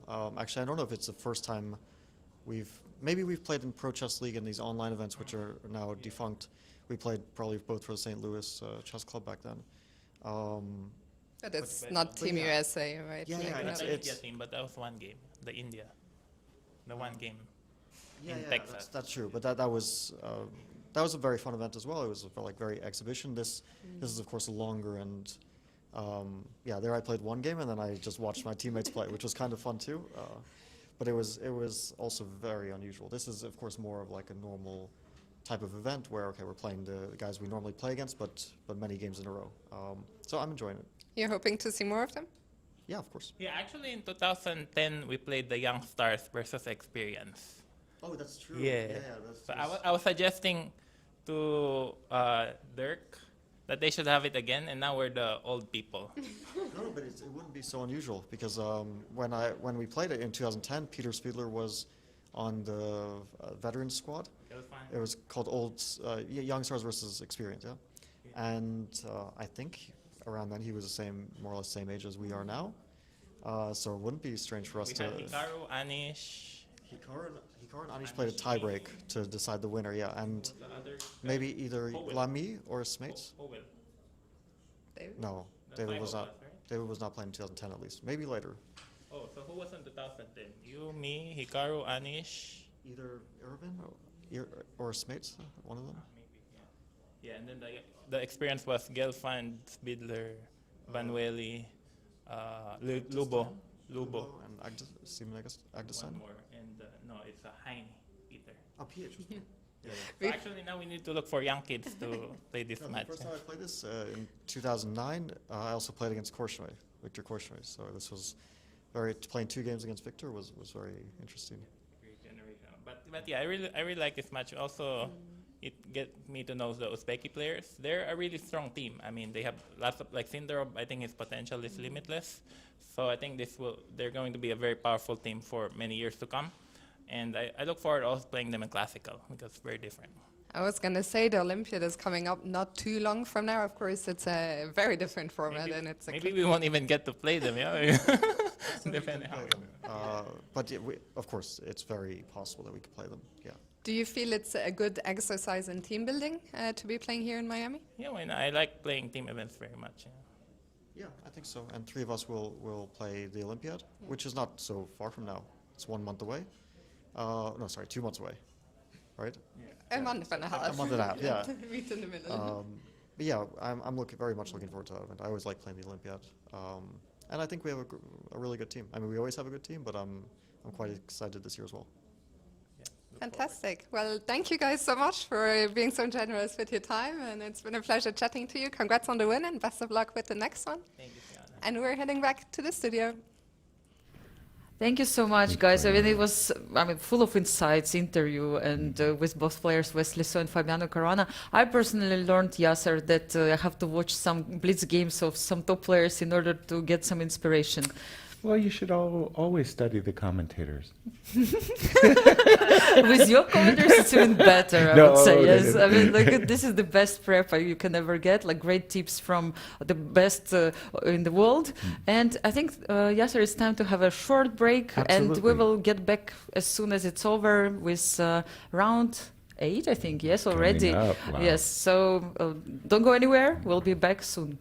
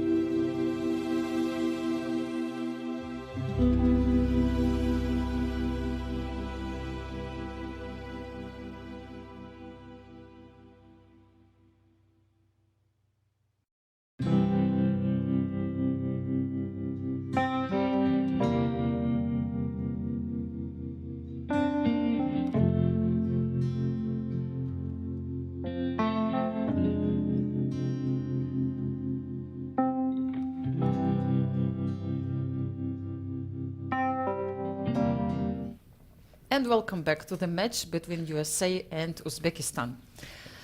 America has just taken a very nice lead in the match, 9-5. There. So we have two matches ahead of Team Uzbekistan, and there we see the Blitz standings. Yes, and we have USA has 9 points and Uzbekistan has 5 points. And actually, in the previous round, Wesley and Fabiano Caruana managed to win their games, and one more draw, and they brought the victory to the team. Javokhir Sindarov tried his best. I mean, he managed to beat Hikaru Nakamura, but it wasn't enough. Even to equalize the score. Huge victory for US right now, but it seems like I was passing by now, I was checking the area. Seems like the players are still smiling, you know, trying to, you know, to be prepared. They were checking a little bit their phones and chatting with each other, supporting each other. This is a difference between the normal individual, let's say, event and the team event, that you have your friends with whom you can have a nice chat still and try to support each other. And so the round 4 of Blitz is approaching, Yasser, and it's round 8 overall, including Rapid and Blitz.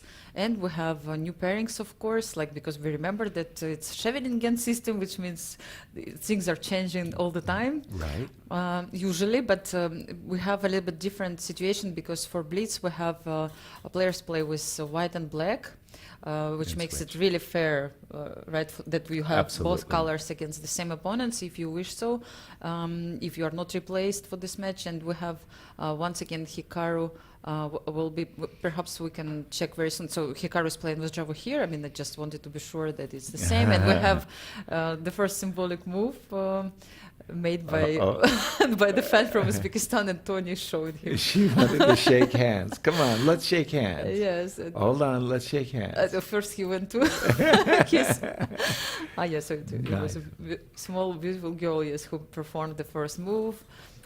I would like to pick up the action as we get started between Nodirbek and Fabiano, because Fabi just had won his game, and these two players, they have even though the difference of age is great, they have a history with one another. And this is a very sharp, well, not very sharp, it's a sharp variation when you play the move bishop f5. I'm more used to seeing the lines with g5 and knight e4. e2, e3, because from white's perspective, I saw a king going to the f8 square. Yes, I was also stopping. surprised a bit. What? Okay. G5, yes. G5. Do you recommend to play Yasser like that? Yes. Unfortunately, this entire setup for black, this pin is really, really annoying. The entire setup for black is prescribed to include the move g5. You simply have to get rid of this bishop. The early retreat bishop e2 is designed to be able to play the move c2, c4 without suffering the consequences of getting your bishop trapped. So knight to d2, okay, sidestepping variations where black's knight could go to the e4 square. At the moment, obviously, white has compromised his development for the two bishops. Black has compromised his king side safety by advancing his pawn on g5. The position dynamically balanced. Yeah, h4, of course, the tempting move. I mean, you would like to play when you see g5 on the board. Absolutely. And when you see the king on g8, you would like to open the files and try to get to this king. But I kind of presume, Yasser, that black on h6, probably he could see some follow-up, which we had no time to check. So now the question remains, like, if you would like to take on g2, and if I will white take on bishop. will recapture or take on the bishop. At the moment the king, well, knight takes d2, king takes d2, the king in the center of the board, it does have some pawn cover, but it's a kind of a strange thing to put the king just in the center of the board. I'm expecting that Fabi is going to drop back with his bishop, but he's taking a lot of time. He's going to be down a whole 60 seconds, and that sometimes, he took a long time to to drop back with his bishop. And king is still on d2, yes. So it's very That- logical still. But that is a surprise. I thought that Nodirbek had actually played in this fashion in order to play king f1 to g1. But and the to get idea out. was to move this this Obviously, rook, yes. yeah, he wanted to so- bring his rook to the to the action. well. Rook up and over. Fabi said, "I'll match you if you try to bring your rook to the king side with rook to h3 to g3. I'll block." In the meantime, from Fabi's point of view, queen e7, a5, rook e8, all very standard. Whoa, whoa, whoa, whoa. Bishop Okay, h5 this is a tickle. I have to defend the pawn on f7. Okay, rook f6. Trying also to exchange one of the active pieces of white. Yes, this rook on Fair. f4 was a bit annoying. Rook h4. I like this move actually. If you want to exchange, let's do it on my terms. This is what I Exactly. learned from you, Yasser. Exactly. I'm thinking rook takes f4, rook takes f4. Again, Bishop this to 6. bishop is too strong, and bishop to g6. Again, a little bit of a compromised structure, and maybe white can aspire for. Well, okay, that was a different approach entirely. I was going to say white could aspire for e4 and e5, but he went c4 directly, and here I start to wonder, can I play queen to b6 and maybe start harassing white's king? Again, not a lot of cover for Not white's so king. many pieces, yes, and queen No. c2 is one of the options as well, yes. Yeah, here we go. He's done it. As he's looking to invade, I want to say, with the move queen b2 check. Now you mentioned queen c2. It does tickle the pawn on g6, but it's a little bit defensive move. Maybe. Yeah, but then king g7 and like how do you bring this queen into the game? Yes, so like queen c2, king g7, and like what's your next move? Mhm. Like, do you want to play also e4? He's Or played yes, queen he's- c2, and like you say, attacking the pawn. King g7, rook g4 could provoke g5. Is it? And then f4. Actually, Careful, careful. Queen check might hurt your feelings. yes, and then queen d6 maybe trying to defend. Or take the pawn on c4. If you go king e2, I could Yes. trade the queens. queens, yes, Yeah. yes, yes, it's a very So good big, point, yes. big moment here for Nodirbek. I think the game's balanced, but easily the game could shift in a single move because queen b4 check. Ooh, I think C5, this yes. is. I think this is too much. It's asking too much of the position c5, because now we can see, I think very clearly, that black's king is now safer. We're absolutely ready to play queen to d7 and b6, and already you can see that, you can feel that the king is running. King e2. Okay, I think Fabi, okay, he's played the move h5. a5, like a5. maybe preventing the idea of your idea b6, or you don't like it. I really like b6 when the queen was on d8, and I think this was a very clever plan of Nodirbek to take the sting out of the majority, which he has done now with the move queen b2. Threatening Now- b7 pawn now, so that's why Fabi couldn't take on a5. He defended the pawn right now.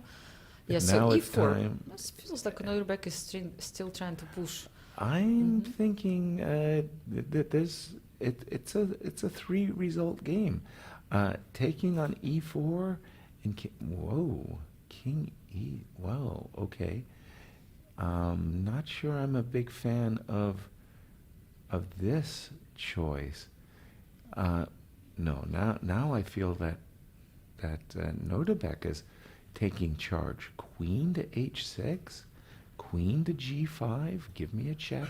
Yes, and then maybe queen d8 after you defend f6 square. I mean, like, or he maybe He's just will just asking, go with the king. What are you doing? Yeah. Okay, So 3 seconds for Fabio, by the way, at least. And this is what I see now on the screen. And 20, If it's- 22 seconds for Nodirbek, if it's accurate. Not 100% sure. Okay, now maybe there's a, No, no, F5 even can be a threat sometimes, right? well, And King F4. what? Yes, King F4. Yes, he's trying to take advantage of this E pawn, which is a pass pawn, and look at the H5 pawn as well. Oh, big advantage so for Nodirbek. D3 just defending the pawn. Fabi is just playing on instinct now. Yeah, only a few seconds. Trying to defend a very, very difficult position. Queen H8, E6 is coming. Careful, careful. Fabi is trying to hide his king so that he'll be able to check in the future. Yeah, so he took the pawn on A5. I mean, trying at least to get any material, but yeah, I mean, this E pawn is unstoppable unless he can find some checks here. Queen A5. I mean, No, that's yeah, just a winner. That's just a victory. winner. Let's run to Nodirbek yes. game. Sorry, to Javokhir game against Hikaru Nakamura. Once again, Sindarov with a superior position. Not sure it's winning after a trade.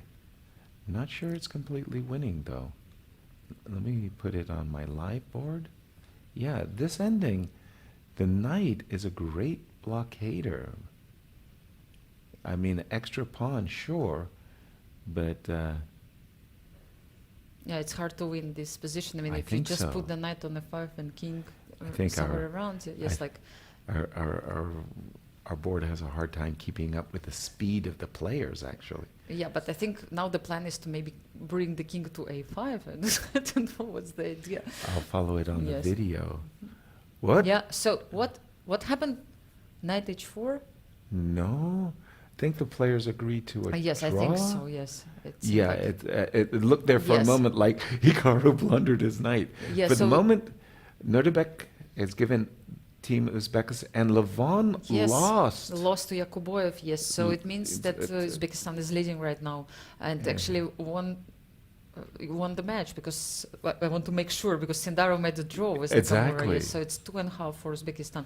So with the The last question game is, can between So and Wesley save a little honor for the Team USA here by potentially winning a game? He's got a very, very dangerous pass pawn. Oops. Yeah, but also Black has this C pawn. We Both have of them are checking, I think, the Queen score. E4. Yeah, I think they realize that. Oops, Wesley is actually. Wesley is actually tricking his opponent. It's hard to say. When a 5 check. So what's going on? I think we have 2 more queens on the board. They're gonna play this. But queen sending, Wesley is the yes. one with the 2 pawns. You're right. Yes. So, I mean, even though the you couldn't take on engine- A3 because of Queen F8. Nice check. Exactly. So he couldn't take the one of those pawns. Yeah, but still, The- so the- many checks. Well, the engine will say draw, but human calculus says I'm 2 pawns ahead. I have chances of no, but maybe it is a perpetual at once. Yet Wesley is going to have to allow a perpetual. Yeah, because he knows probably that US already has no chance in this match. Yes, so yeah, we're just waiting for confirmation. I guess the game finished in a draw. Yes, it did. Yeah, and we have all results, and I must say that I mean, once again, Team Uzbekistan shows that they're not going to give up easily this match at No. all. And even though the difference was so huge, now it's again 9-7. But this was the first 3-1 result in any of the matches, whether it be in the Rapid or the Blitz, as Fiona has Sindarov prepped for an interview. Yes, and so let's go to Fiona. I'm here with Javokhir and Vokhidov. Team Uzbekistan have just won match 4 today. It's such a close match in the Blitz. First of all, Vokhidov, since I didn't get a chance to talk to you yesterday, tell me about this match that just finished. You were the last one playing still, but it was enough for the win. Yeah, I think my last game against Wesley was about equal, but in the end his position was a little bit better because it was very tough to play with black, so that's why I tried to defend because I was playing with black, but I drew the game and I saw that we won the match. I'm very happy, but they are playing very strong. Javokhir, what are your thoughts after 4 rounds? We're halfway on the Blitz so far today. Yeah, I think like you are playing very interesting games. Matches was like very close every match. Yeah, in my opinion, like we all playing very well. Just maybe some games we are just not unlucky.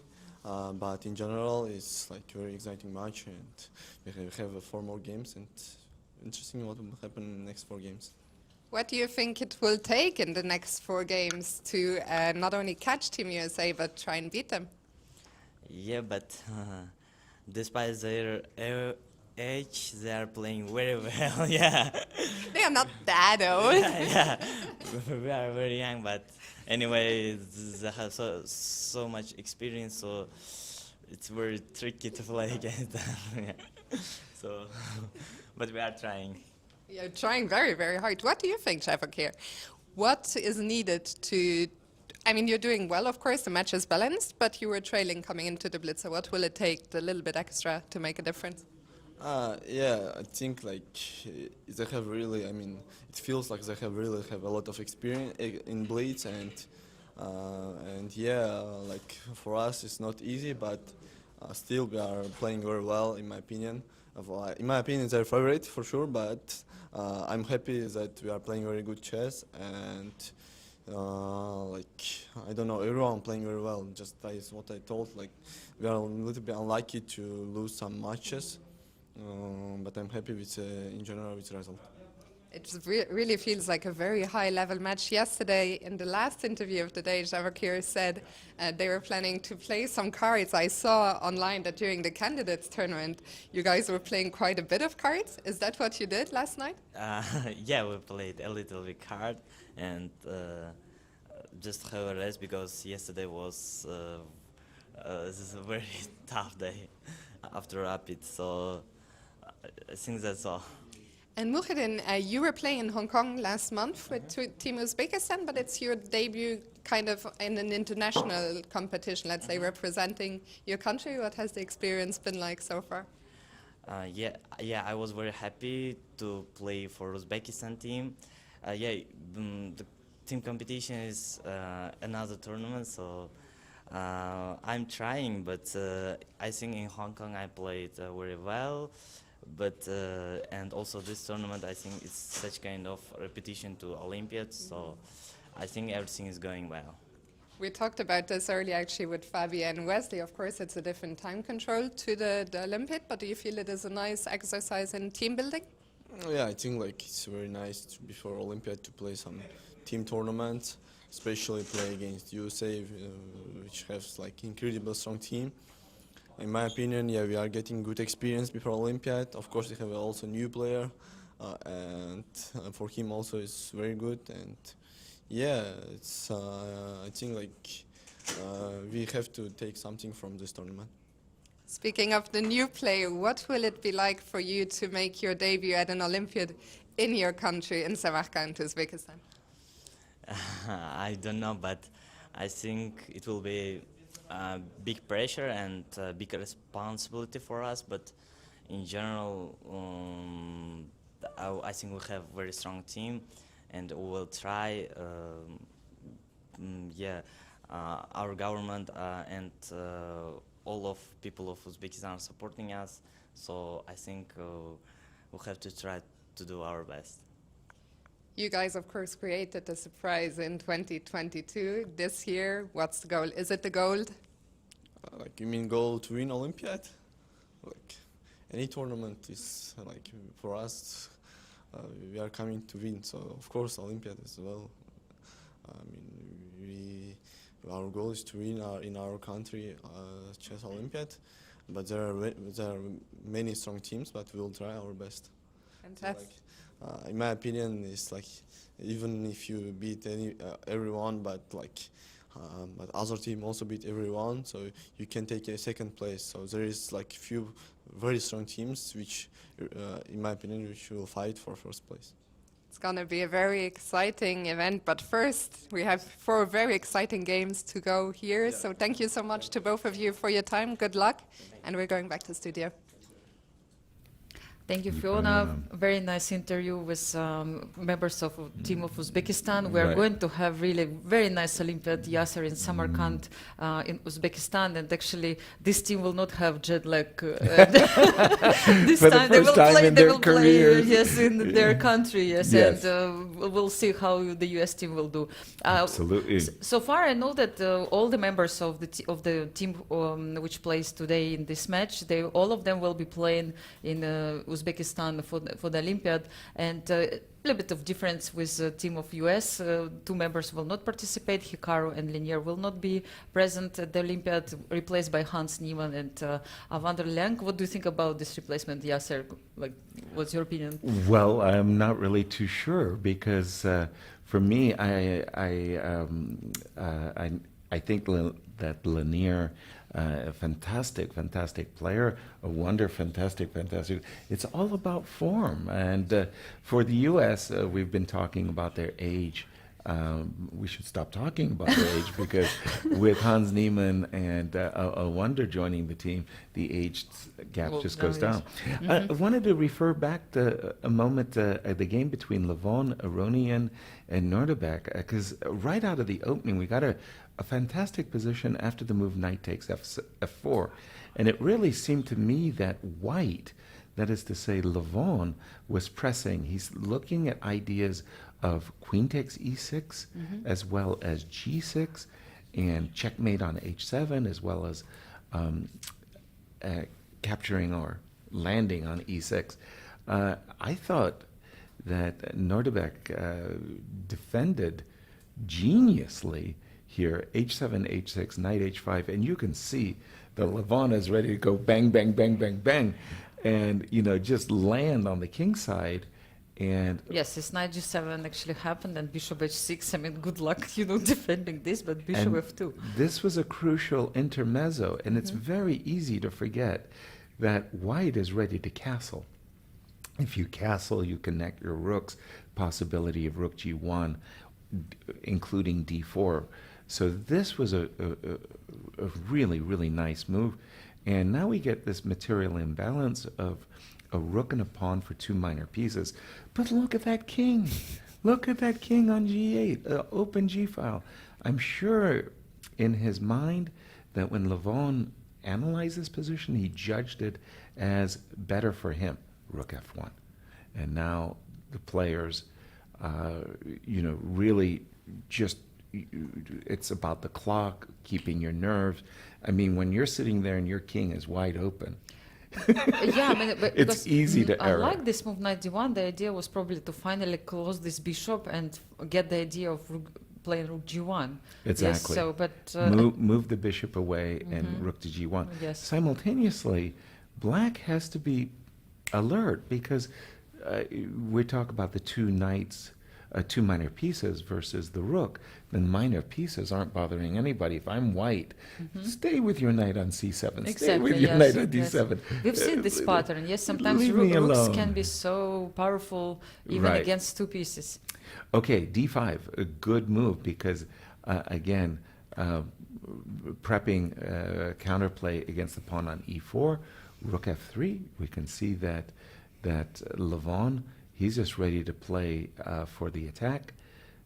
Knight d2 takes, knight takes, and this is where I think the game really gets decided.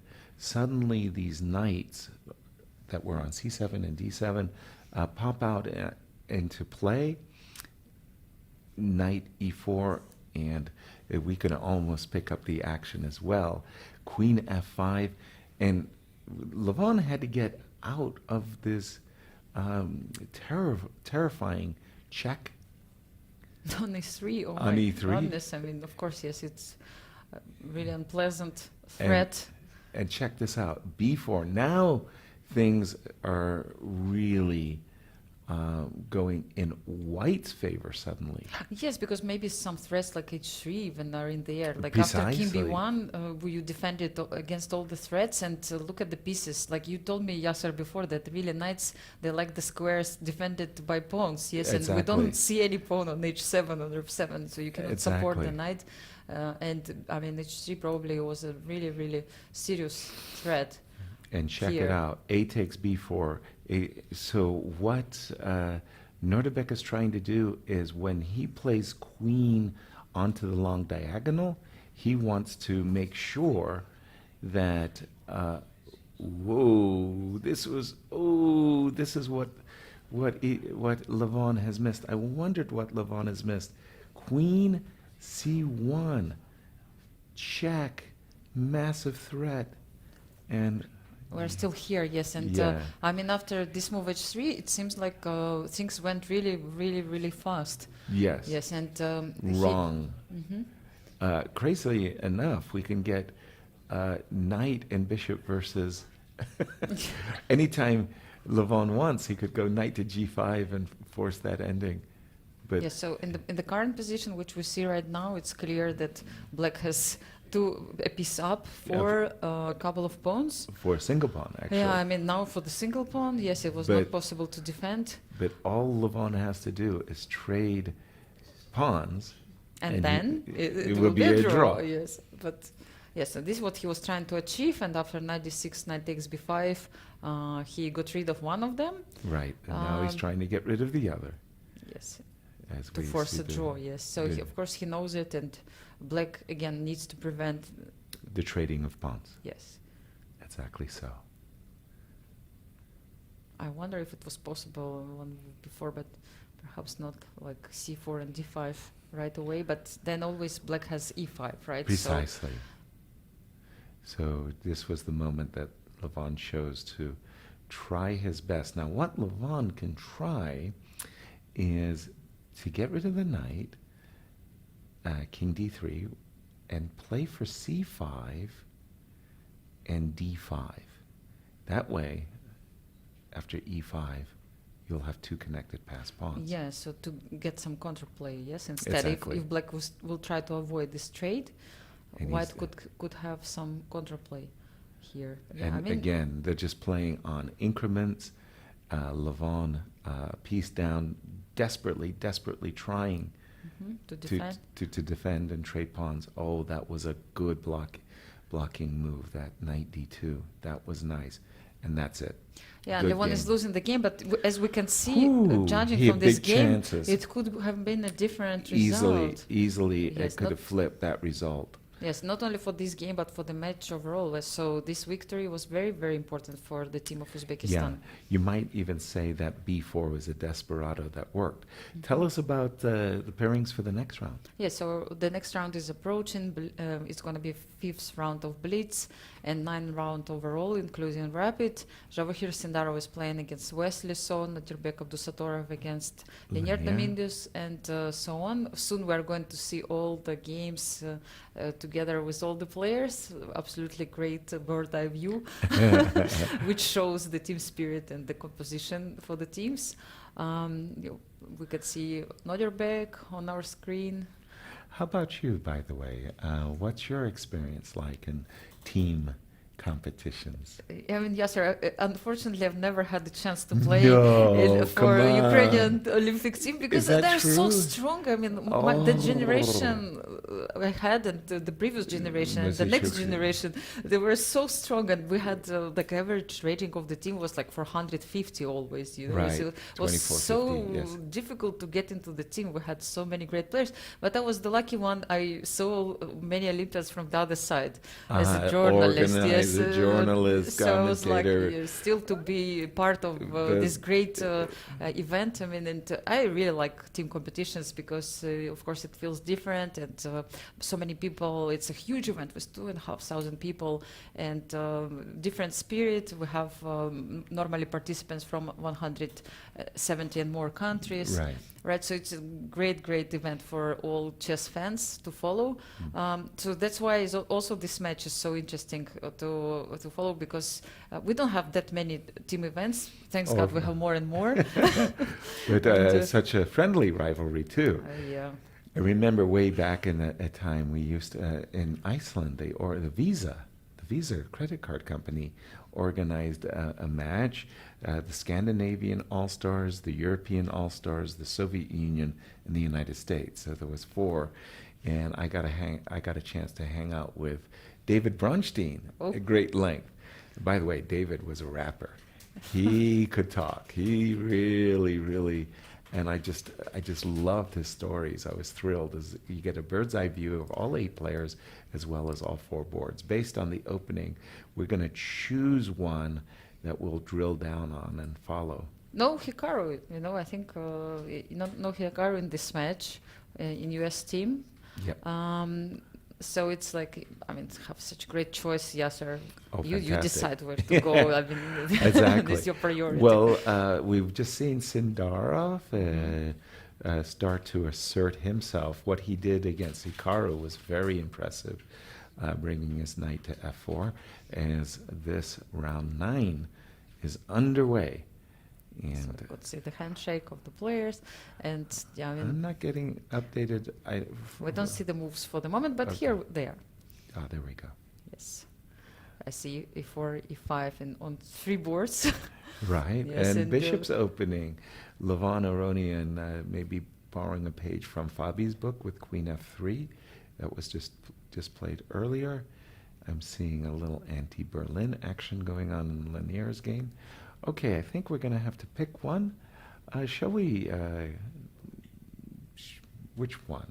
Yeah, it's really hard to make a choice. Yes, lately we didn't follow Levon so closely. Maybe we'll start from him. Yes. Let's bring up the game between Muhyiddin and Levon Aronian, as it's one of those Bishop's opening. It's actually, I just thought about it because the Levon is like the oldest participant of the US team. Yes, he is Yes. like 43. Yes. And then we have also Muhyiddin, who is only 19. I think he's the Okay. youngest player. We can really in the call team, it a yes. clash of generations. Absolutely. Just think about it, like a 25 years difference Wow. between those two. Will the experience and advantage of knowledge help Levon, or Yeah. will Muhyiddin, who just said that these guys, these old guys, despite their age, they're still doing pretty well. Yeah, Yes, he they're just mentioned it tricky. in the interview. Like, will Levon Aronian, despite his age, perform well in this game? A moment ago, we saw a game where Levon literally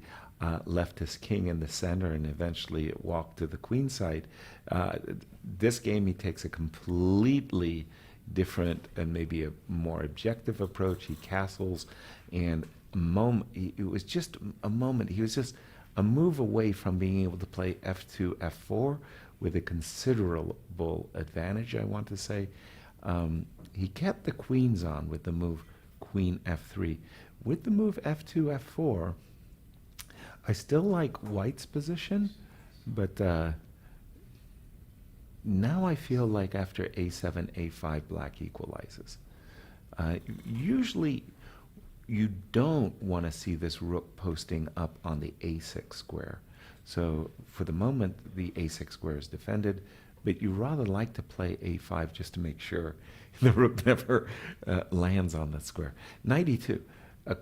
Clearly, the knight had no future on the c3 square, and now the knight is looking for a greener pastures. Nice square for the knight in Much this better position. square. f5, great outpost square. For the moment, again, I kind of like white's position. Nothing. Ooh, yeah, I was about to say, did rook a6. Okay, this is now suddenly it changed completely. Now it's much easier for Levon to play. I was explaining, don't let the rook post up on the a6 square, because it's just easy play for white now. Yes, and by the way, now knight b8, for example, if you try to get rid of this rook, you lose the bishop on b6. Yes, so that's why he moves the rook first. Exactly. To c8. But it basically means that after bishop takes b6, a takes b6, rook a7, white achieved a great success. he'll have control of the 7th rank before his opponent could stop the rook from getting there. Levon improved my idea by first preventing b5, b4, and knight to c5. He says, I want to include b4 to make sure the knight never has a future landing square. Okay, d5, it's time. Maybe knight e2, or maybe even now. No, knight g3. What has Levon played? Queen g4, actually. Now he's ready to exchange the queens after he Because established dominance on the A file. Yes, exactly. Yes, open file is taken by white. Exactly. You remember Team US said that their biggest advantage perhaps in this match is the better positional understanding and the ending knowledge. Yes. If it wasn't for the ending, the old guys would have no chance. But it's in the ending where the points are earned. So don't forget, study your rook and pawn endings. First, you have to survive until the ending. Yeah. Yes, so And by the way, queen g4. Oh, watch out! Alert! Queen takes g7 check. knight f5. Okay, so Levon gets to trade queens under even better terms. Knight h6 check.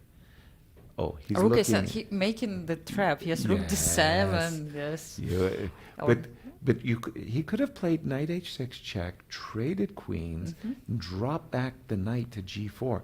I think that ending is absolutely super But for I white. think it's more No, actually, he missed a win. enjoyable. Yes. No, knight h6 check and queen it's just winning. Yeah. It's just right winning. now, yes. It's just winning. There's nothing to say. Mukhadin just completely didn't understand how terribly bad this ending is for him. Knight to g4, you're G4, threatening yes. knight takes e5. Now you can drop your rook to c7, and this And other bring the rook. oh my goodness! I mean, Kinda- it looks really, really terrifying because okay, h5 is important because Doesn't he- help. it- Doesn't help because the knight is coming to f3 anyway. so he moved his knight. I'm hoping at least to get Counter some play. mhm, Knight some takes counterplay, yes. e4. This is where I'm saying knight comes to f3. And by the way, I think Levon is playing a really, really good game. Knight Okay, f2. Okay. it doesn't matter. There's a Yes, tactic, g5. knight g5, and that's a winner. He sees everything like so disappointing. I mean, when your opponent kind of Yeah. has all Knight these takes answers. e6, Yes. Answers at every, and now we got rook. This rook, this rook is going to go to a7. Huge and I think advantage for it's- Levon right now. I mean, should be simply checkmating. Simply, yes, simply exchange up checkmating. and better position. and attack. Yes. Yes, yes. So it's like so many threats, like rook b6, rook a7. And he's actually clock times too. I mean, Mm-hmm. I don't want to pile on here, but Mukhadin is really behind on the clock. I would like to chase this knight away, just force it to a lesser square, something like knight d3, rook takes b5. I'm a pawn grabber too. I would love to grab as many pawns as I can. Whoa! I was about to say rook a2. Serious? Do you defend the pawn like that? What? Yes. What? Yeah, we're rook Rook f3. a2? He's just trying to get this knight on a terrible square. Knight on d1 is a terrible square, by the way. Yeah, you don't have even one square to jump, so rook c2 maybe just given b2 square for the knight. Or yes, even just the rook c3 b6. square. Yeah, Okay. quite So sad. there's only one possibility from black side. It's the combination of the moves knight e2 and h4. So rook check. I would, if I'm white, I'm probably playing rook check and h4 here. Yes, so in the meantime, Sindarov managed to win the game against Wesley, and Team of Uzbekistan is leading. We assume that perhaps Levon managed to equalize the score. This is completely winning. Let's leave this game and go And to another Nodirbek game. Abdusattorov, Linier. Let's do it. Yes, Nodirbek. he's playing against Oh, Linier, and He's it seems completely winning. He's got two connected pass pawns. Rook e8, that's a winner. Yeah. We're going to just be in time for a handshake, and we were. Finally, let's go to Sindarov won already against Wesley? Yeah. So yes, exactly. Yes. So it's over. So we only have game of Fabiano. So it means Fabiano has to to win win, yes. to equalize the match. Yeah. And by the Yeah. way, Levon managed to win as we predicted. So Fabiano is really, it seems like he's in trouble right now. This pawn on 100%. c3 is running. whoa, that was not necessary. Rook c5, like probably Fabian understands that he has to win this game, and now this knight attacking the bishop, and then c2 is just, c pawn is I- unstoppable. Not a. Maybe you're right, but I'm not 100% sure. Yeah, now rook c6 at least is possible, Okay, but but yeah, yeah. c2 and like Yeah, now rook a1, and Fabi yes, loses. Fabi loses the game, and Oh it's my like goodness. 3-1 to Oh my goodness! And as the Uzbekistan. match is tied, yeah 9-9. 9-9. Oh, shocking! What happened? You know, I was about to say 8 rounds of Blitz. You start to feel it right around these parts, because you also have to pace your team. Again, each team has 5 players, and you can bring them in and out. Hikaru's taken a rest as they've changed the board order, but Yeah. I don't know what happened to Wesley in that game. Yes, Here we it's- see the Blitz look at this. standings. Yeah, sorry. It's not only that Uzbekistan team equalized the score, but also they have better points on the boards. It's 19 against 17. Their So now actually victories- they're leading even in this Yeah, match. their Like, victories have been of the 3-1 variety, as opposed to the 2.5, 1.5 variety. And we have Fiona already with Nodirbek, Abdusattorov, all the way to Fiona. Nodirbek, congratulations. You just won your match, your game against Lenier. But perhaps more importantly, Team Uzbekistan won this one 3-1. And just like that, the match is tied. Before we talk about your game, tell us about the match situation and what's happening today. We now tied the match, I guess. I believe it's 9-9. Yeah, I mean, this match is incredibly close. All the games are very interesting. One thing I like about team competitions is, there are no more like boring draws, or everyone is gonna fight, and for sure there will be some interesting games.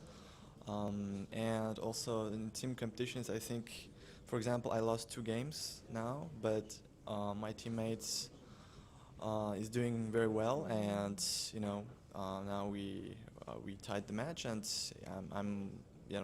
we are very excited, and yeah, I think we have great chances. Tell us a little bit about that team.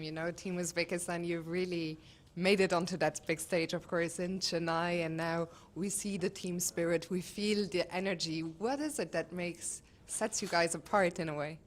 I think we are, first of all, we are good friends. We all know each other since childhood, and we have grown up together. And I think what separates us from the rest teams is friendship and very good team spirit. For example, yesterday we played training games together in the evening, and played Backhouse, and we had a good evening. And yeah, today we are showing some great chess, and hope it will continue. Yeah. Only 3 matches to go, as you said. The match is now tied. What will it take to win the match? I guess we should continue, in the same spirit, and with a little bit of luck, I believe we can do that. And also, I think pairings are also very important, because I guess we are doing very well with Javokhir, and our board 3 and board 4 are trying to hold. So if we keep up that, I think we'll have great chances. I discussed the strategy already with some of your teammates. Is that a strategy that you came up with as a team, or is that your team captain who's making the decisions? No, I believe we are making decisions as a whole team, and everyone has everyone has voice, and if someone is not willing to play or feels in bad shape. You know, they can just say it, and you know, we decided yesterday that me and Javokhir will play all the games, and the rest can, you know, rotate a little bit. And finally, in a month and a half, a lot of us will be coming to your country, to Uzbekistan, for the Olympiad. What does it mean to you to have the Olympiad there in Samarkand? First of all, it's a great honor to host such a big event in our country.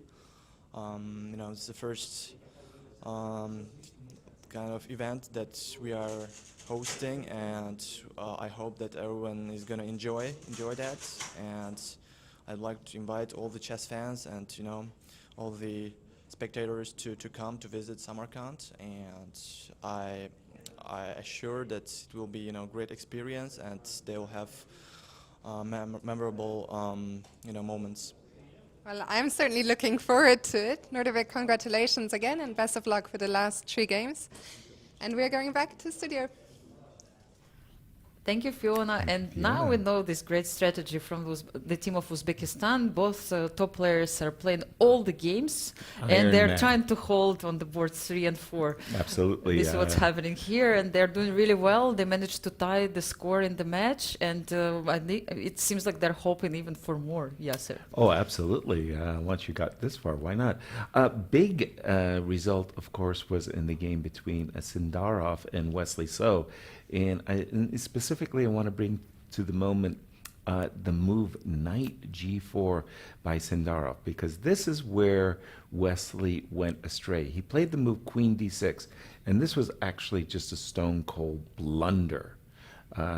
He had to play, instead of queen d6, he had to play the move queen g5, covering his dark squares. After queen d6, queen d2, whoops! Massive disappointment. The pawn on h6 is suddenly hanging, and things just went south for Wesley. Knight g5 seems like more or less the only move, yes, to defend. Like, you don't want to play g5. White's rook dropped in for a visit. Rook to rook to a8, queen to e6. Yeah, so we see the position, like we see the replay of the game, like how it was happening during the round. Yes, it seems like Javokhir just actually pushed his clock, and like tried to apologize. Yes, yeah, oops. Yeah. But the problem from Wesley's point of view is he wants to play the move h5, but that will hang his knight on g4, and he marked time with queen e6. And that was, again, just not a very good decision. He wanted to play knight takes h3, and now he's scrambling, and this is the big mistake because of that move. Queen b4, threatening queen f8, and mate. Yes, queen mate a8 is queen coming. h8, yes. Wesley thrown backwards now. Suddenly, Wesley has to defend the square f8. When he played the move knight h7, it doesn't stop White from threatening mate. Queen b8 with the idea of queen h8, and that's it. And queen g8 as well. That's a win. Those are winning checkmates, and Wesley just collapsed after the move queen d6, and that was a big result in this match. Yeah, a very important victory for Uzbekistan in this match, and I mean we can see the playing venue right now. It's empty. I mean, all the players are gathering in a different area. Yes, their nerves. Yes, and we actually see Fiona together with tournament director and the chief arbiter Tony Rich. I'm here now with Tony Rich, our tournament director and chief arbiter. Tony, time has flown by. The rapid portion is long gone, and we're only 3 matches away from the end. So far, what's your verdict as the tournament director? How have you been enjoying the event, and how have things been going? Well, first of all, Fiona, thank you so much for being here with us. The WR Chess Team USA versus Uzbekistan match is really an opportunity to spotlight these 2 top countries. Yesterday's rapid games were very exciting. USA team took a big lead. From an organizer's perspective, it's been a really wonderful event. The players seem to really enjoy Miami. They seem to really be giving it their all across the board, and I know the fans at home are enjoying it too. Is there something about this event that has surprised you maybe in a way, in a good way, in a bad way? Something that surprised me about this event is just how strong of a team that Vadim Rosenstein actually has put together, whether that's the graphic design folks and the people that help with hotels. He really has a well-oiled machine that helps produce events like these, so I was really lucky to have a good group working. Tell us a little bit about what goes into organizing the event from your side. This was actually a very quick event. We started organizing in April, so only 3 months to plan everything, and that included graphics and signage, finding a venue, inviting the players, making sure that we had the DGT equipment, finding arbiters, finding a production crew, making sure that we have tables and chairs, taking care of catering for the players, airport transfers from the hotel to the airport, you name it. I mean, there's 1,000 things, and that's just the top of the list. But what's really great is the players enjoy it. You know, they don't just come here and have some expectation. They really seem to be very grateful, and that's what makes it worth doing. We've been talking about that, right? Even in the interviews, you can tell the players are having a good time, they are relaxed. But let me get back to you this time as a chief arbiter. We've also been spoiled, I feel, by fantastic fair play. As far as I'm aware, we haven't had any incidents or protests yet. That's right. No fair play issues. We haven't even had a misplaced piece or errant clock press. So the players really seem to be having lots of sportsmanship, making sure that everything is proper before they complete their moves, and showing a lot of respect for the game and their opponents. And what a show they've been treating us to. With 3 matches to go, the score is tied. I'm going to put you on the spot a little bit. What is your prediction? What do you think is going to happen in these last 3 matches? Boy, it's really tough to say. You know, like I said, Team USA took an early lead on the rapid day, but these last 2 matches saw Team Uzbekistan win back-to-back. So it's anybody's tournament at this point, anybody's match at this point, and I'm excited to see the last 3 rounds too. I said you're a tournament director, chief arbiter, but when you're in the room with the players, do you also feel like a chess fan a little bit? Absolutely. I watch these games, I watch the players. It's exciting. It's the reason I got involved with the game of chess, and it's just such an honor to be able to stand so close and enjoy the games. And it's an honor and a pleasure working alongside you, Tony. Thank you so much for everything you have done to make this event come true and to have this amazing event here at the final. We're going to go back to studio, and we're very much looking forward to seeing the last 3 matches. Thank you, Fiona. Thank you, Great Fiona. insights from actually the tournament organizer, director Tony Rich. I mean, we all know how many things you have to take care of to organize any tournament, and especially the tournament of this highest level. Beautiful picture again, once again, of the ocean, and we are in a very beautiful hotel, Faena Miami Beach Hotel, enjoying our not only the place but also the games of 2 great teams. Yes, Yeah. and the match score is for the moment is 9-9. You can see it on the top of the screen. For those of you who just started to follow our broadcast, yeah, sir. I was before the next round. I mean, I was kind of thinking that what a great pleasure to have here one of the participants of the World Championship match, Javokhir Sindarov, and I mean, of course, I mean we have to speak a little bit about it since also news came out today. That and now we have the venue of the match. Yes, Geneva, Switzerland. The FIDE has just announced it today, and that's a fantastic neutral site because as Vichy was mentioning, I mean, they have interest from both the countries, and it was nice to have a neutral venue.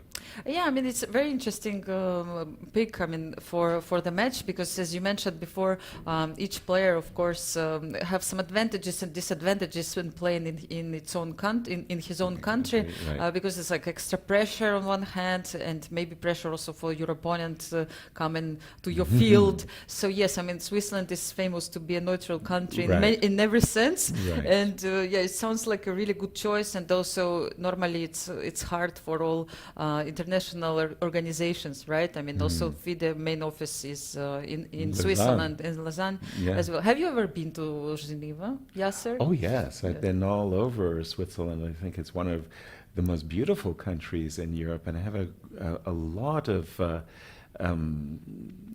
fond memories. Lucerne Olympiad, that goes way back in the day of '82. But of course, I was training with Victor Korchnoi in Lausanne, in Zurich.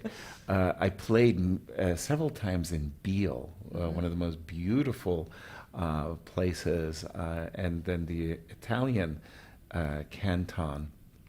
We used to have the Lugano Open, I played 3 times in Lugano Open and won it once. So great memories, and I look forward to maybe even visiting the World Championship match in Geneva. Yeah, so you sound like a well-traveled person, I must say, and especially Switzerland's a favorite. speaking about Switzerland, it seems like you covered all the cities I ever heard, you know, in Switzerland. And I mean, yeah, the venue is really interesting, and of course, Switzerland has traditions, chess traditions. A few FIDE events took part there in recent years. I remember a couple of Women Grand Prix events, and we also had this Zurich, I think. Zurich Masters, I mean the tournament which was also organized in one of the Zurich, oldest chess clubs in the world. I played also when they had a jubilee. Yes, exactly. Brizagio, that was Vladimir Kramnik versus Peter Leko. Of course, that match in particular wasn't a part of the FIDE, but it was a world championship match that the chess world stopped and loved. Of course. Yes. So big traditions, but yes, I'm really curious to find out, like, what do you think about the match? What do you think about the participants? I'm sure you have opinions. Itself. Oh, strong opinions. I will break my silence. Here we go. First and foremost, on his path to the World Championship, Gukesh was a force to be reckoned with. Some fantastic games. Leader of the Indian team, great stuff. Comes out, wins the World Championship against Dingler, and then suddenly his life is pressure. Pressure. World champion. Now you have to do this. Now you have to do that. All your sponsors, you've got this to deal with, and heavy wears the crown. The Gukesh that we saw becoming world champion is no longer that person. He's a different person. Maybe a better version, maybe not so. His results of late have been terrible, simply terrible by his own standards.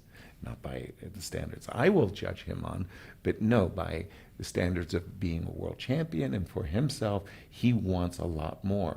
So this World Championship match, he wants to prove himself, and he is going up against Sindarov, who just won the greatest historical result of a candidate ever. I mean, now it's like a reverse. Now Sindarov's the darling, the new prince, if you will, of the chess world. So he will be coming in with a great deal of momentum. Now, will Gukesh, the old Gukesh, rise to the occasion?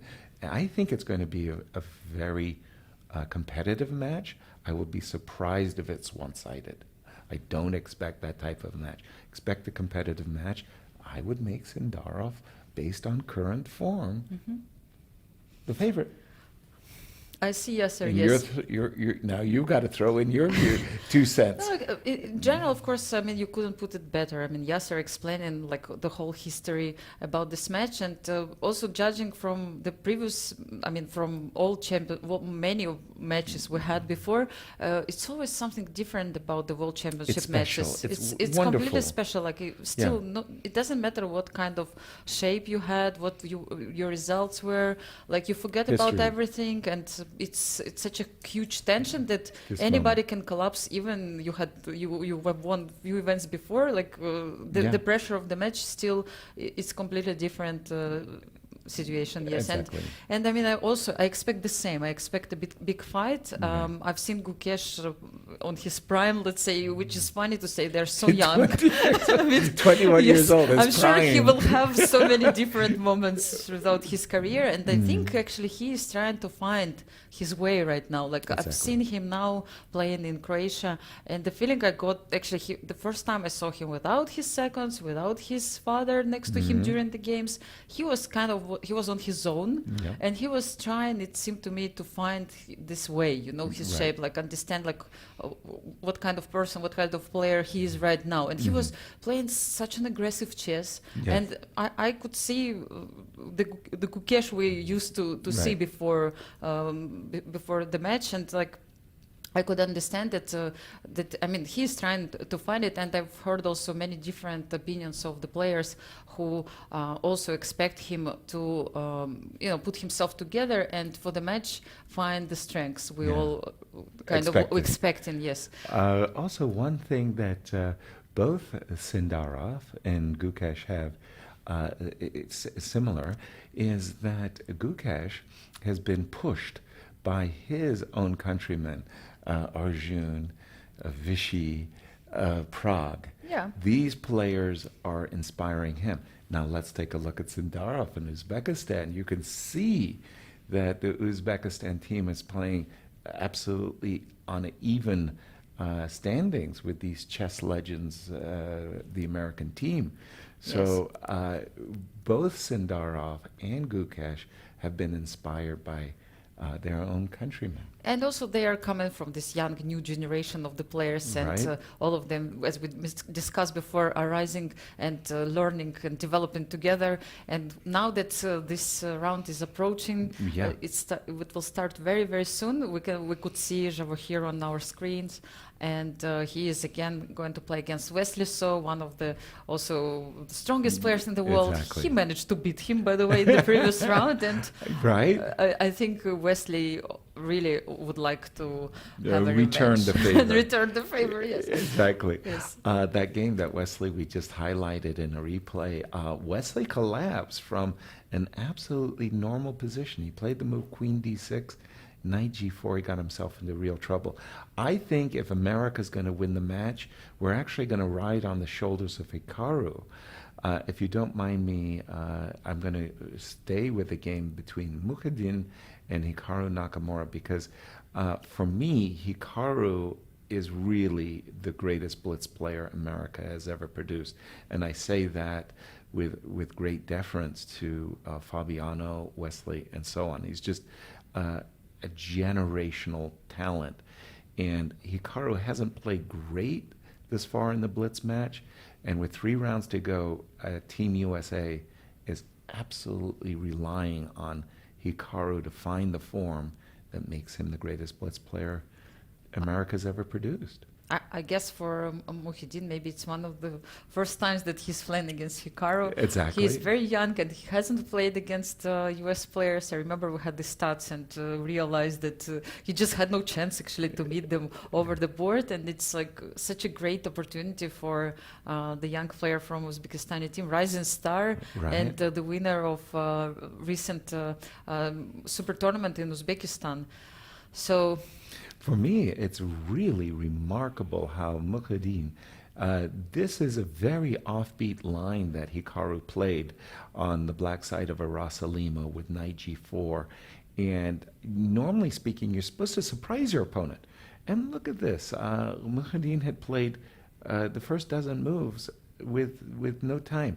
This is the biggest moment he spent, 30 seconds. And he's been waiting to decide whether or not to play the move F2, F4, because it's a committal move. You're driving the knight to what will be a very nice outpost in the center of the board.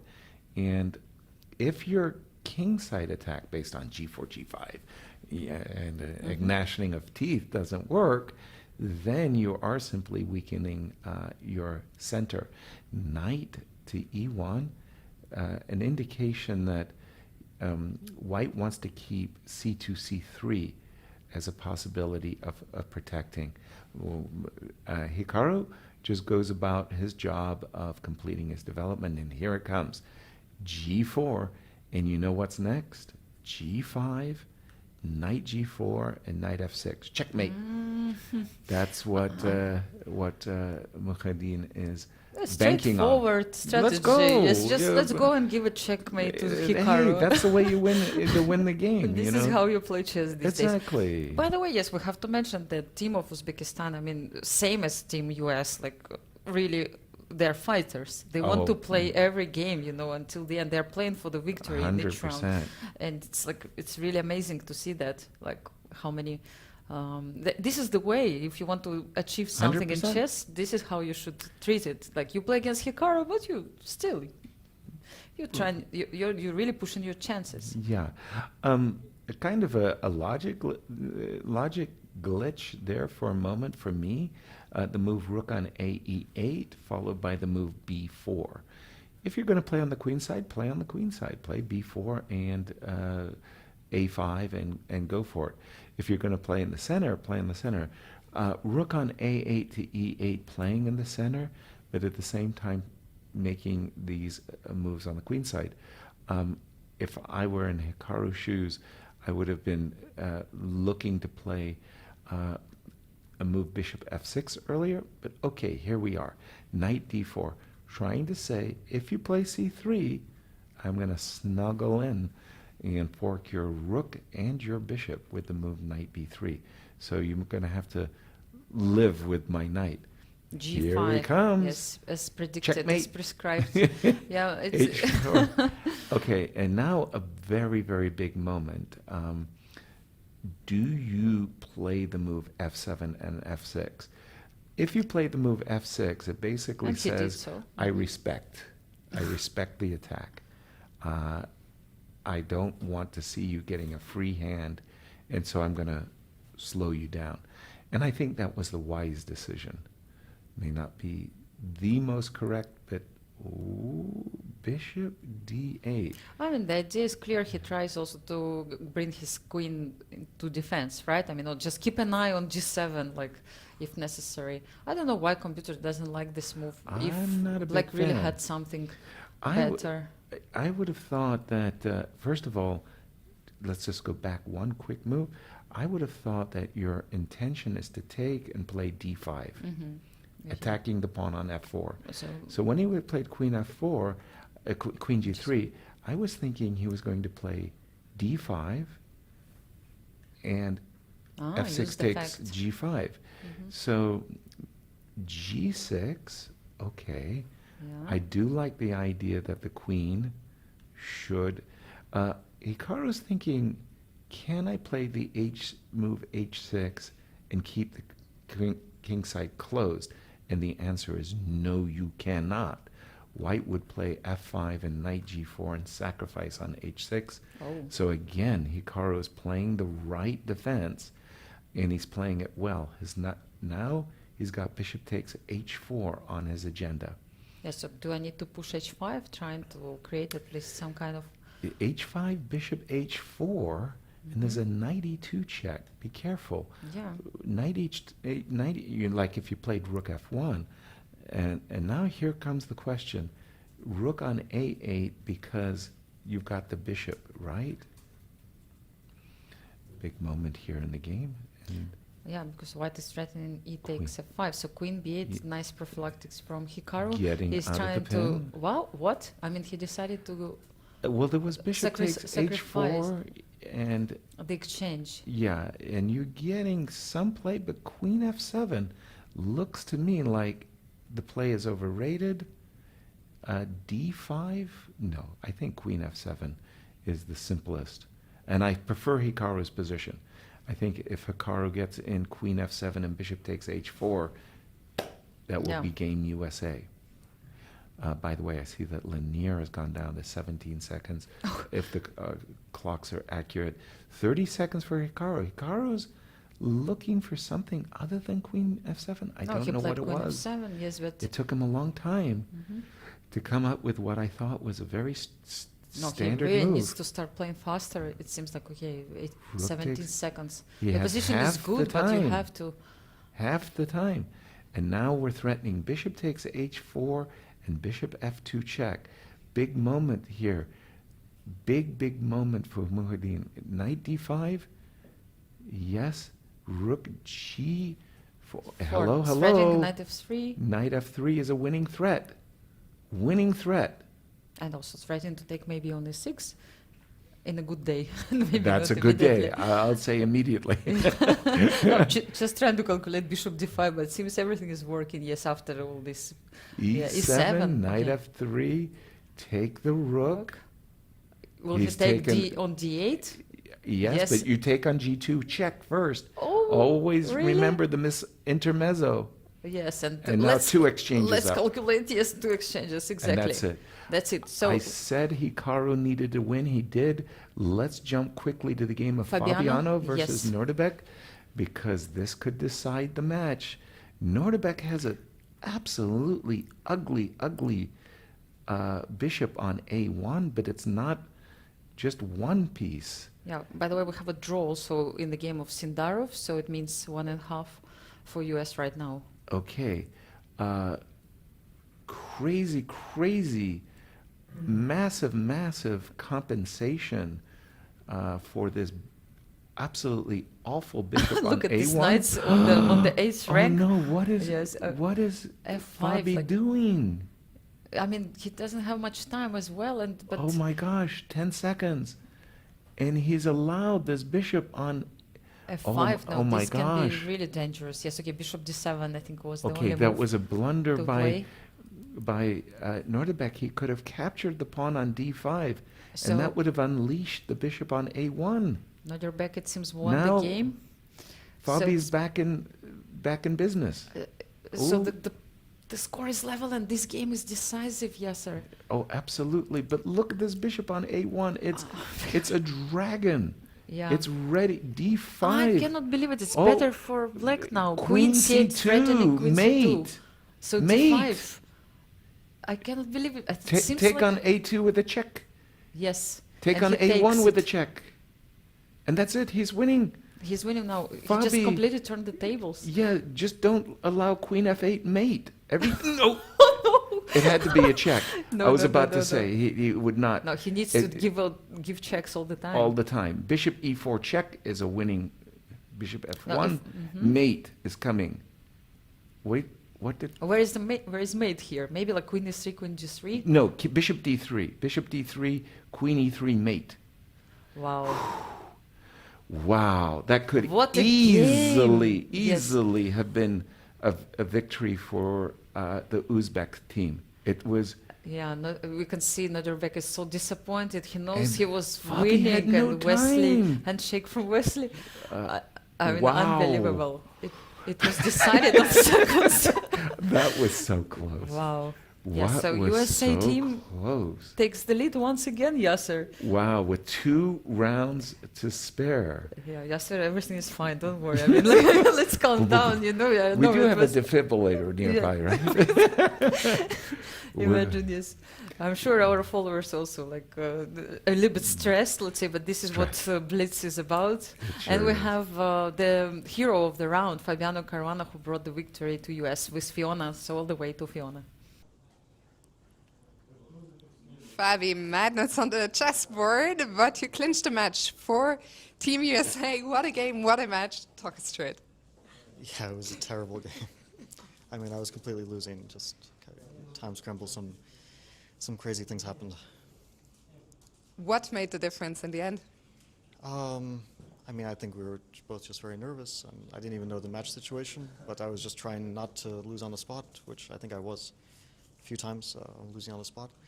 I think it's just random. Yeah, this one is not really, there's no secret behind it, it's just random.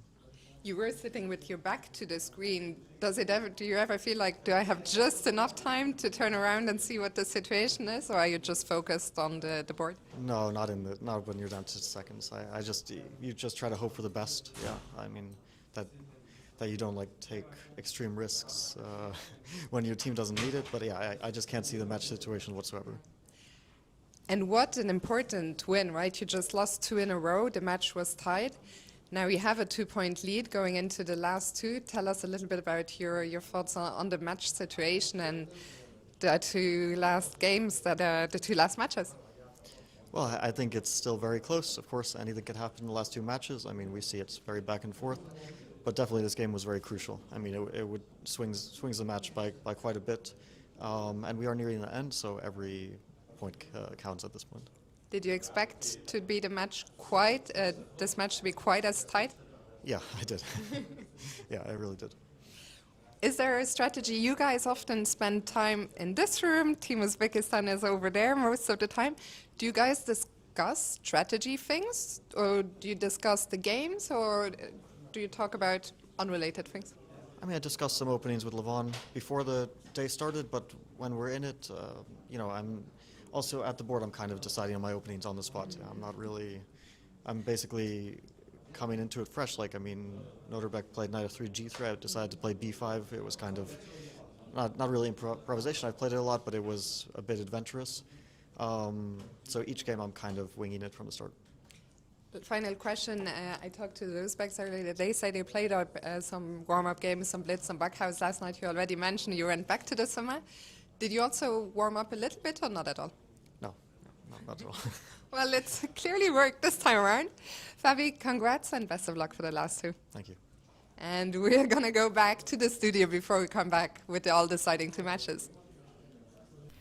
Thank you so much, Fiona. Thank Yes, you, Fiona. indeed, we have only 2 matches left, and Fabi was in a good mood, of course, after winning this Wow. topsy-turvy game, like you cannot Crazy. imagine. Yeah. I mean, we're still shaking here with Yasser and discussing the games of the round. But let's have a short break, All right. and then we will be back to follow the most exciting ending. You know, nothing is clear yet. Everybody still has chances. Right. And see you on the other side of the break. Sounds like a plan. I think we are favorites.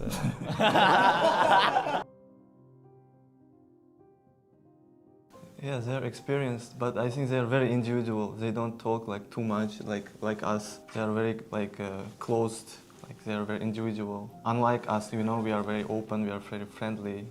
In terms of chess, I think you can learn many things. Maybe they have more experience, and all of them were elite players, so I think it will be an interesting match. What we see when we grow up, we are a little bit faster than.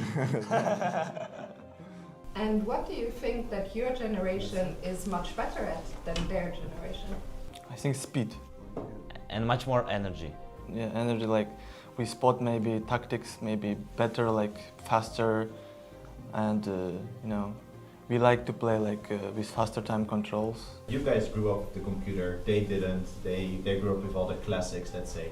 And you. No, it's like bullshit. Like what? I think they worked with engines a lot more than. Yeah. In team competition, I think the first thing is you need to have a good, friendly team spirit.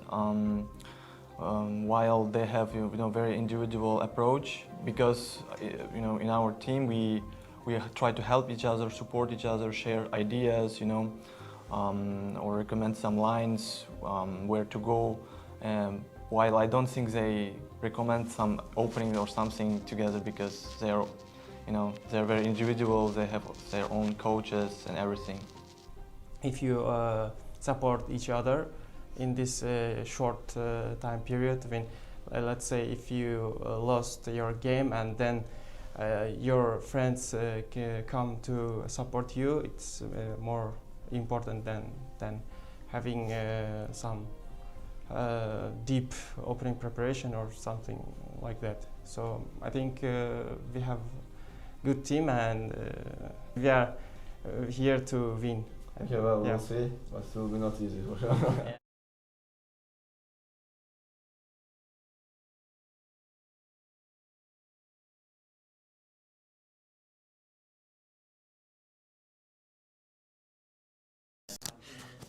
Well, that's my first blunder of the day. I'm joined by Lenier and his son, Sebastian. Are we still live? Yes. We are still live. Lenier, you were given the responsibility of captaining this Team USA, and what a match it has been. So tight now with 2 matches to go. You're taking the lead. Tell us your thoughts, especially on today's Blitz portion with 2 matches to go. Yeah, I think our team is playing well. I mean, they're winning the match despite my poor results. So I think this is the really strong team. But no, I think it's been a great match. I think very even. So it could go either way. But I think we had a slight advantage maybe from the beginning. So I think we can still take it home if everything goes well. And Sebastian, tell me, what has it been like for you to be in the room and watch your father play, as well as all the other superstars here? Yeah, it's been very nice meeting new people, being part of this activity. It's been nice watching him play. Yeah. And do you play a bit of chess as well? Yes, I do, yes. Did you give your dad any advice? Oh, yeah, of course. So there's always something in there thrown in there. He Yeah. plays tennis, so he can relate to the individual sport psychology. So we give advice to each other. When he's playing tennis, I try to be his coach, and now he gets to be my coach a little bit. What's the best advice he has given you here? So just take it cool, relax, try not to get too much pressure. That's kind of advice. Yeah. Did you follow the advice? I try to, yeah. And now tell me, you were kind of thrown into this captain situation, right? It was just you didn't have an assigned captain, no outsider. Have you been enjoying that position? And has there been anything more to it than the title? Have you actually made some decisions? Have you tried to motivate your troops? Tell us about it. It's a bit relaxed in our camp, I can tell you that. We don't stress too much about who's going to play, just we talk a little bit and decide things, but it's pretty quickly. Like, the main thing is just to enjoy the tournament and yeah, play well. I just asked Fabi this, let me ask you as well. Did you expect the match to be so close? Yeah, I thought that it's pretty close. I mean, we talked about it from the beginning. I think we're a bit strong. Our team is a bit stronger on paper, but they are young. They're very motivated, clearly, and capable of playing very well. So it's overall pretty even. I think it's what we're seeing so far. Your dad just said that they have a very young team, right? Do you get some inspiration when you see the Uzbek players play? Yes, it's very inspiring, yes. See them compete at this level against the old men. That's fair. That is fair, right? 16 years on average between the two teams, and yet it is so close. What, now that we're nearing the end, are your main takeaways, the main strengths and weaknesses of each team? I think, yeah, purely chess-wise, probably our team, again, it's a bit more experience, perhaps a bit better if you take like player by player. And okay, Levon and myself, we are the grandpas of the team, but the other guys are not that old, even ourselves are not that old, so we still can play some good games. So yeah, it's of course they bring the energy and the motivation, and it's of course a very dangerous team. And let me ask both of you, and I'll start with you, Sebastian. How have you been enjoying your time in Miami? Yeah, it's really nice seeing family and friends and seeing him play, doing what he loves best. I like on the beach, and it's nice, yes. And actually, well, I see that you're wearing the Argentina jersey. Did you follow the World Cup? Did you get to see any games live, maybe? Not live, but I saw them on TV. It was really fun, yes. How disappointed were you after the final? It was pretty disappointing. As you can tell by his T-shirt. But yeah, but we did enjoy the World Cup and also our time in Miami. I mean, we have so much family here, friends, everybody, and we used to live here for a few years. So it's been a great time being back here. And how have you enjoyed playing in this somewhat unusual format, I would say, this Scheveningen, where you play each other over and over again as national teams? Yeah, I don't think I played it before, so in general, I love team events, and something like this where you get to play a lot of games is even better. Yeah, I always enjoy, especially now that it's Rapid and Blitz, you get to play fast games, and yeah, just great. Being back to Miami for something like this is really special. Do you hope to see more events of this kind in the future? I would love to, yeah. And Sebastian, a final question for you. We haven't really discussed your chess. How much chess do you actually play? Can you tell us a little bit about your level, and do you have any goals in chess? I mean, I play, yeah. I mean, if he plays at his medium level, I can manage a draw sometimes, so that's somewhat. I play sometimes with my family, like him mostly, sometimes play with friends. Yeah, it's pretty enjoyable. I'm hoping we'll see plenty more of you, Lenier. We have, 8 minutes to go until the second last game. Are you going to go and join the team and give them some final words of advice? Yes, I'll try to be cheering from outside. If you had to give Team USA some advice before the last two matches, what would it be? to lock in. Simply like just focus, lock in. Yeah. I love that. I think that's the best possible advice. Thank you so much, Sebastian and Lenny. It's such a pleasure having you here. And we'll see now if the players do lock in. Stay tuned, 8 minutes to go until round 7 of the Blitz.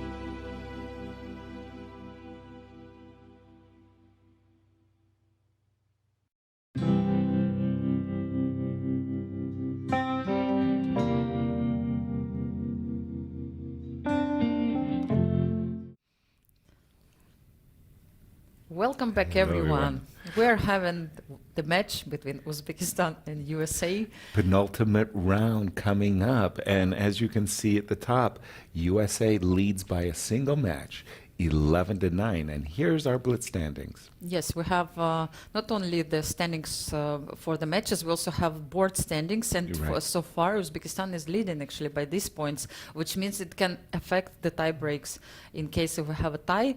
And who's in a good shape here? You can see Nodirbek of Abdusattorov with 7 out of 10 and Javokhir Sindarov with 6.5 out of 10. I mean, it's an indication, of course, that they're doing really good in this tournament. Yeah, if you could keep this graphic up for just a moment, just to interrupt you and say that for Nodirbek and Javokhir, they are the only players who have played 10 games, and they're the Iron Men for Team Uzbekistan. And you can see that the American players are trying to more or less equalize, right? Exactly, yes. Only Fabi has played more games than anybody else. But I wanted to show you a moment in the match we just saw that Fabiano won a match we had no right winning. Essentially, Nodirbek, for quite a number of moves, had this position, and he could easily win the game as white.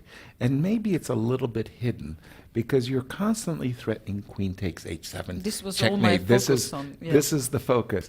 But if you change the focus for just a moment, and you drop back with the knight retreats to h5, your new focus is queen g7, and that's it. That's it. We will be talking about Team Uzbekistan having an 11-9 lead and what America has to do to get back in the match. But now we know if America wins one of the two matches, that's it. That's it, yes. They might. They They will win be the the- winners, yes. And we can Exactly. all look at this great shot. I mean, we have all the members of the team smiling and chatting. I and think they're just happy they got past that match with a win. Especially Fabiano. I was with him just a moment ago in the VIP, and he was showing me his game and what was missed. Yeah, and you know, it's very nice to see Levon Aronian wearing this nice short in the style of Miami, you know. He's always stylish. Yes, of course. And it seems also that team from Uzbekistan was trying to get ready. They ordered some burgers, and we'll see if it worked well or not. Like I could see them, you know, getting some extra prep fuel before the decisive rounds. And here it is. This is the penultimate round.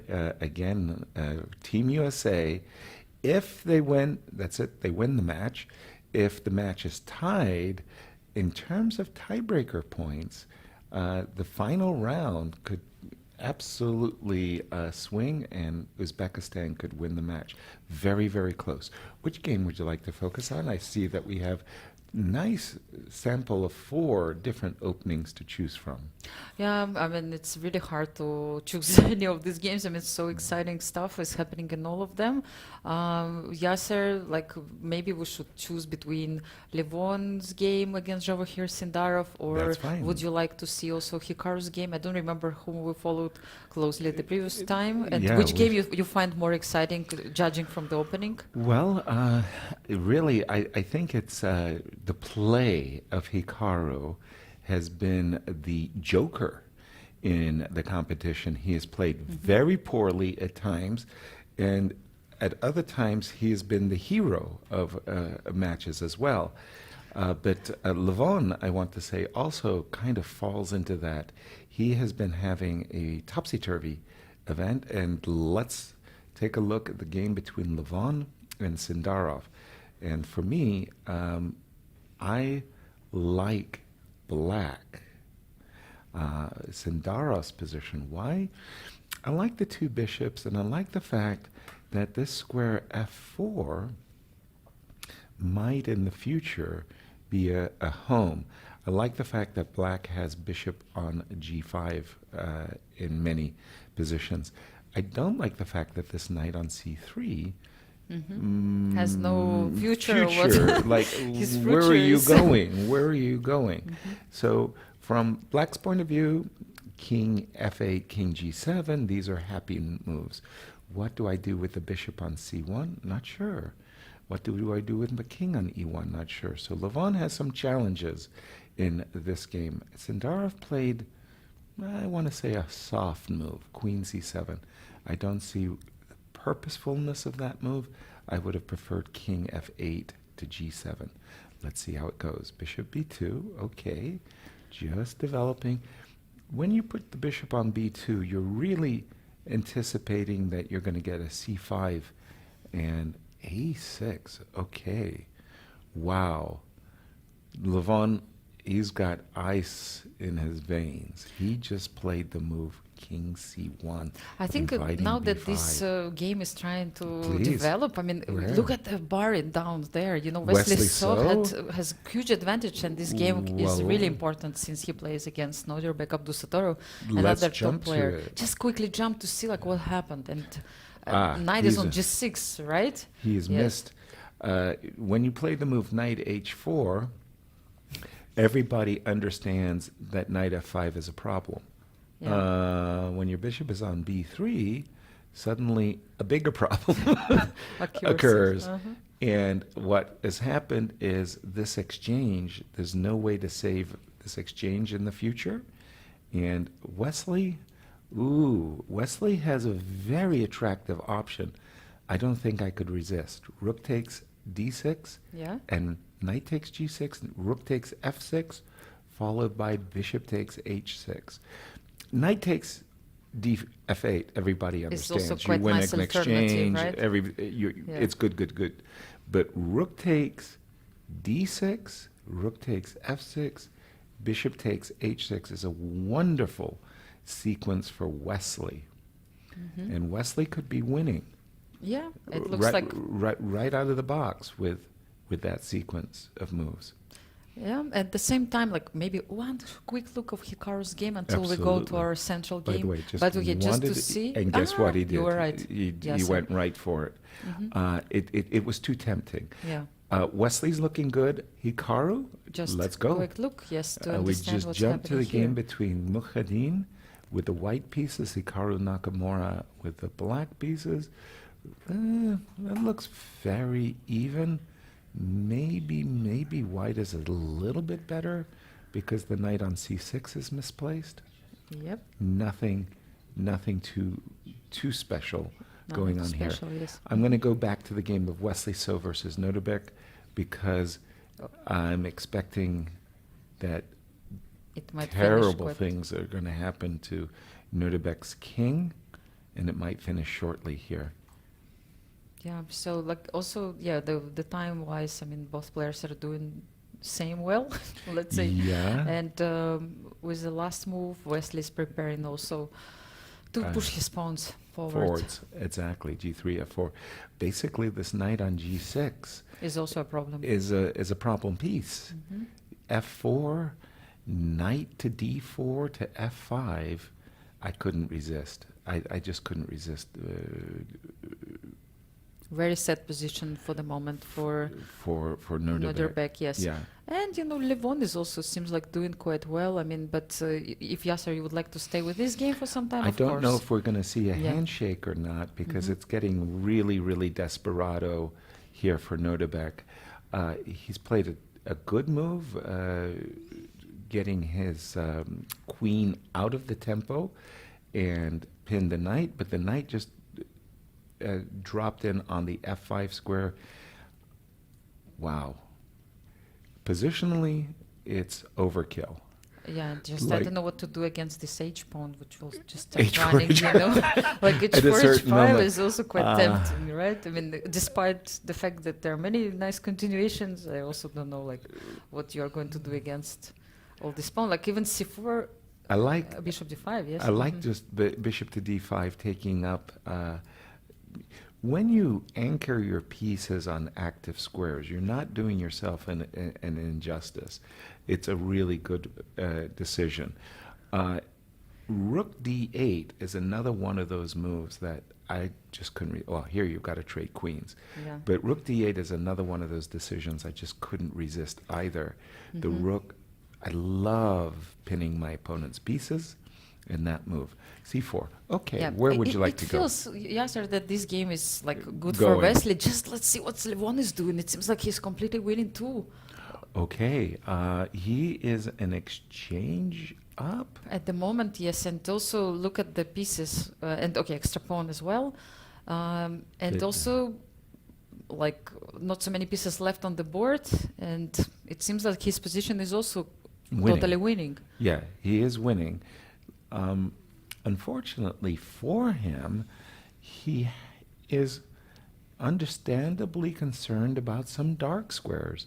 There is a queen a5, queen c.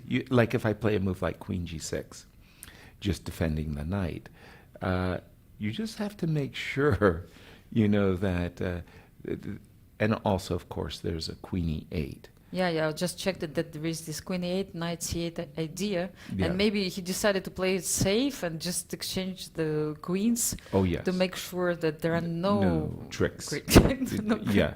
nothing crazy is happening. Yes, And he is definitely winning this ending. There's no question. and look at time. that- He also that- has that- 40 seconds more. That with knight d6, pardon me, with knight to d6 and knight to f5, he would lasso and win this pawn, which he's about to do. Yeah, that's it. That's it. The game Easy is game. over. And Bravo, Levon. Let's go to Hikaru. I mean, Wesley is still doing quite well, but we haven't checked on Hikaru. Hikaru is winning. And Hikaru is also winning. Look at this. Hikaru is winning. Oh. He's turned it around. Remember that knight on c6 that was just terrible about 10 moves ago? 1 Well, second. guess Mohit, what? just 1 second for the. And yeah, Hikaru is like not only. Not only material up, but clock Also times yes. as well. Yes, King e6. so they're He's playing winning. really fast. I mean, of course, Mohidin's only hope is also time, and yeah, he has to do it really, really fast. And Hikaru is kind of in his element. He has played so many Blitz. Yeah, but games. still, you still need to show some technique, right? It's in fact extra pawn for black, and okay, better placed king, but still, you need to make sure that it's still winning. Because pawn you can see doesn't- there are some chances also for white. If we Exactly. start this race, you have to make sure. Well, at the moment, it's a choo-choo. It's an A-pawn express. Rook g8 was the threat, so rook h8 followed. King King d6. d6, defending c7, where the Yeah. king goes to c5, b5. Or maybe to, yeah, c5 is okay. Okay, take on b5 and play king to a6. Just a3, and what, rook h7? No, not yet. You have to push the pawn to a2. Exactly. Yes. Put the pawn on a2. And Hikaru is shaking his head. He doesn't like something. Yes, maybe. No, he could have played rook takes h7. It was a Yes. very easy. And it- a2, yes. Yeah. Uh-huh. It was very okay. Very easy win, but still, rook b7. I think it's a good move, avoiding all these checks and Well, what making you want sure. to do is play rook to b5 and rook a5, and that wins easily. Easy. On the meantime, easily. Wesley won his game, so which means like 2 points for America. Team America can clinch the match yes. with a Hikaru victory. And They Levon also can- won. We know Oh my goodness, America! That's it. just destroying actually the team of what Uzbekistan. around, The last literally saving their best for last. yes, 3.5. Wow, that was a huge victory. I think that just Yes, so Team America can yeah, so breathe just a they sigh of won the match. release. That's Yes, it. with one match to spare. It goes to show how close the match was. And as I was emphasizing as we returned on air, Fabi could have lost that game, lost the match Yeah. previously. So the matches are close, but now Team America secures victory with this very big. Yeah. What was the final score? Was it 3.5 or was it 4? I think it was 3 and really it was 4. That's what I'm thinking. I thought it was 3.5, but actually Yes, every. yeah. Look at no, those 3.5. Fabi, yes, this. Fabi Fabi did. Yes, What's wrong with thank you. Fabi? Bad day, yes. Bad today, day, so- bad day. No, Oh, bad moment. congratulations to USA thank you team very and much. to Yasser and Thank to you very all much. US citizens. And we have Fiona with the winners, with Levon Aronian and Hikaru Nakamura. Levon, Hikaru, congratulations. Team USA have clinched the match with 1 round to go. And what a performance this was, a dominating 3.5 win. Hikaru, I'll start with you. Your thoughts on the match that just ended. Yeah, I mean, I didn't see most of the other games, but I felt like this was probably the best game that I've played for the most part. Yeah, it's really, really good to win this match. You know, I think all of us have had our moments of greatness and stupidity, but ultimately when it really mattered, we came through. Levon, you came through when it mattered, as Hikaru said. Did you feel something special going on in this penultimate match? No, not really.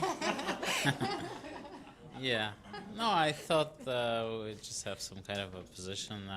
I was not aware that my teammates were crushing, so no, that was a pleasant surprise. I haven't. They started off tough for us. So, yeah, I'm happy. There were these 2 losses in a row at some point. The match overall felt so close. I've asked a lot of your teammates this question already, but what do you think made the difference now in the end? Of course, there's still one match to go, but you guys are the winner, of course, regardless. I mean, if there's a difference, it's that I faced the 2 best players, and the other players are very strong, but they're not quite at the same level as Sindarov or Abdusattorov. So, I mean, I think we're a little bit stronger on boards 3 and 4, and that's really the only thing that separated us. Because I felt like when I played Sindarov or Nodirbek, I was in trouble every game. I think a lot of us struggled against them, but at on the bottom 2 boards, I think we had a slight edge, so that was a difference. Would you agree with that assessment? Yeah, I think, of course. I mean, I think Yakubboev also played well. I mean, he scored many important wins, but yeah, I think we should have the advantage on board 4 at the moment. Fabi mentioned earlier he also thinks it's a lot about the form of the day. How did you feel your form was both today and yesterday? Yeah, my form was not good, but it was good enough when it mattered. That's really all I can say. It's not good. What does it mean to you to win this match? Of course, in a sense, it was a friendly, but of course, you guys, are athletes. You always want to win. What does it mean? Well, it was always my dream to win against Uzbekistan, and it means I've been a good boy throughout the year to get this done. So yeah, I'm very happy. Does it mean especially a lot before you fly to Uzbekistan to play in the Olympiad there? Yeah, well, now we're hosting them, and we expect famous Uzbek hospitality when I go there. Hikaru, you decided not to play this Olympiad. Are you planning to stream it, follow it? What are your plans? I'll follow it. I think the U.S. has a good team, so I'm expecting Wesley to win every game and get a gold medal. And if that happens, the U.S. will win the gold overall. Wesley, why don't you join us for one question? I see you smiling here in the background. Come here. What does it mean to you to win this match? You've seen them in great spirits throughout these 2 days. How happy are you now that it's done, it's in the bag? Yeah, it's great. It's wonderful because Uzbekistan is no joke.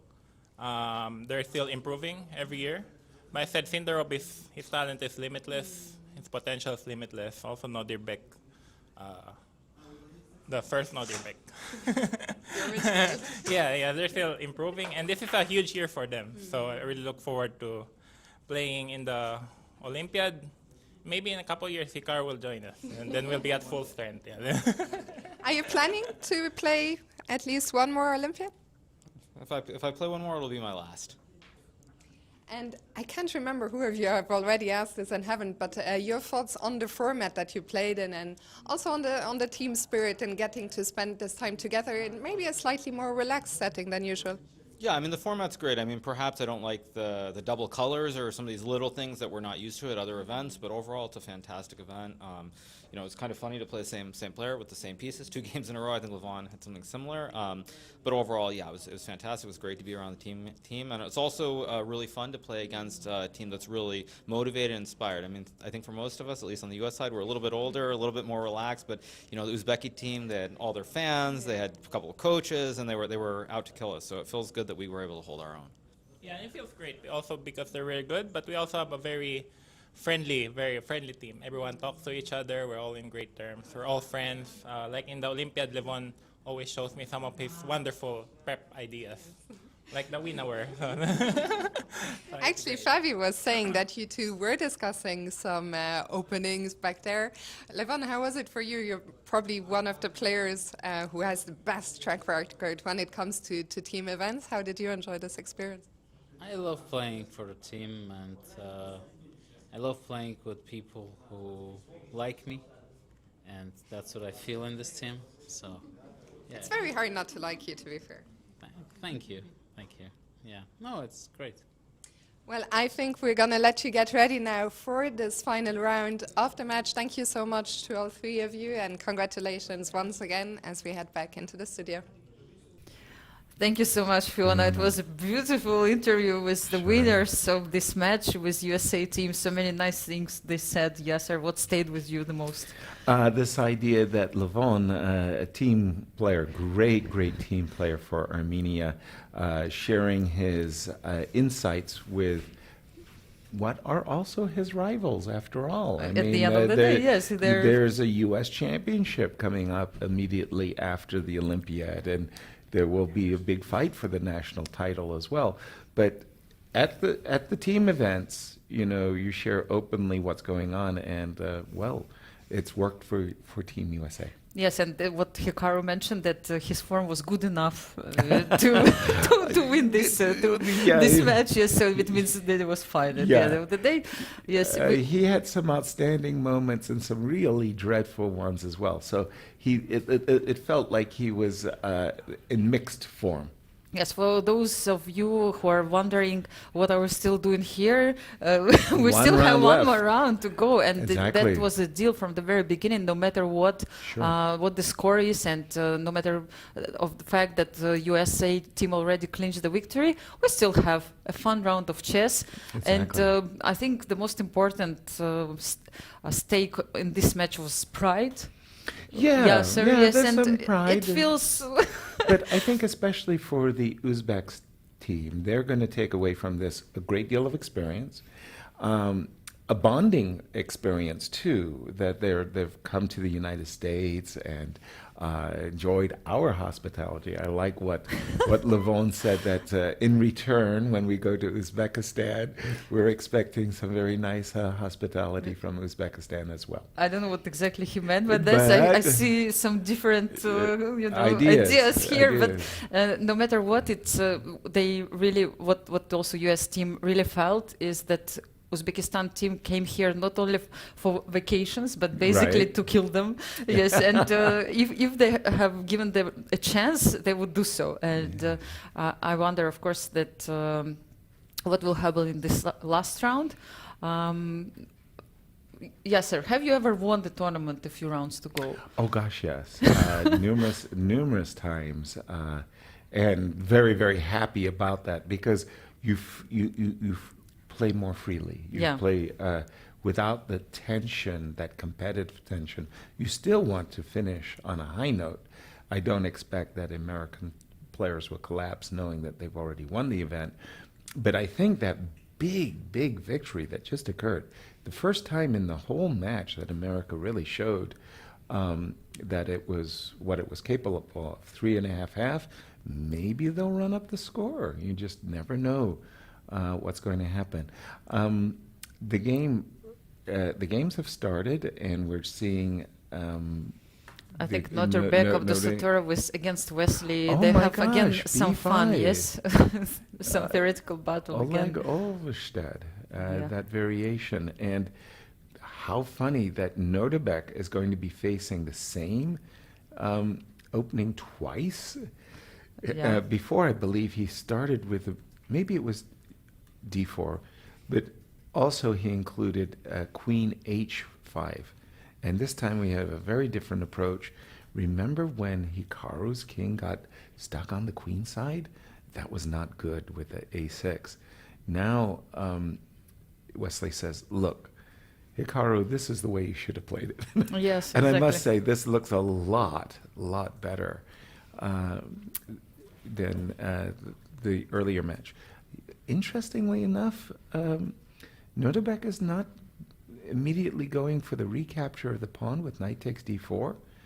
And Wesley just played, wow, for me, a very confounding move. a6, I would have expected him to have played bishop f6. Okay, so white's a pawn up. Wesley has the two bishops. I think that's a pretty darn good compensation, but as we might say, a pawn's a pawn. Exactly. I mean, pawns are important. And c2, c3, defending the knight, I'm not seeing that as vitally important. I would have preferred development. Development at the early stage of the game is what it's all about. Knight to D2, knight on B1 to D2, followed by knight F3 would have gotten my vote above the move C2, C3. I feel like C2, C3 is one of those moves I can always play. I'm worried about development. Anyway, we do have knight back to F3. Sorry, where would you like to go? Ah, no, it's okay. It's just for the moment I saw the bar jumping in Hikaru's game, but it came back, yes. So we're fine, yes. It calmed down just a moment. Yes, but yes, maybe we can go somewhere else. Well, let's say. actually, just at this precise moment, things got extremely interesting. I was going to say heated, because there is a bishop takes F3 siding. Queen takes D1, bishop takes F3. It's always very nice when you can double up your opponent's pawns. Queen G4, no. I've got bishop takes F4 and rook takes E7. So knight C4. Good point, yes. Yeah. Yes, like because such a tempting move, like Queen G4. Yes. But you have to check also some moves for your opponent. Indeed, Very indeed. precise. If I'm Wesley, I'm just looking at knight H3 check.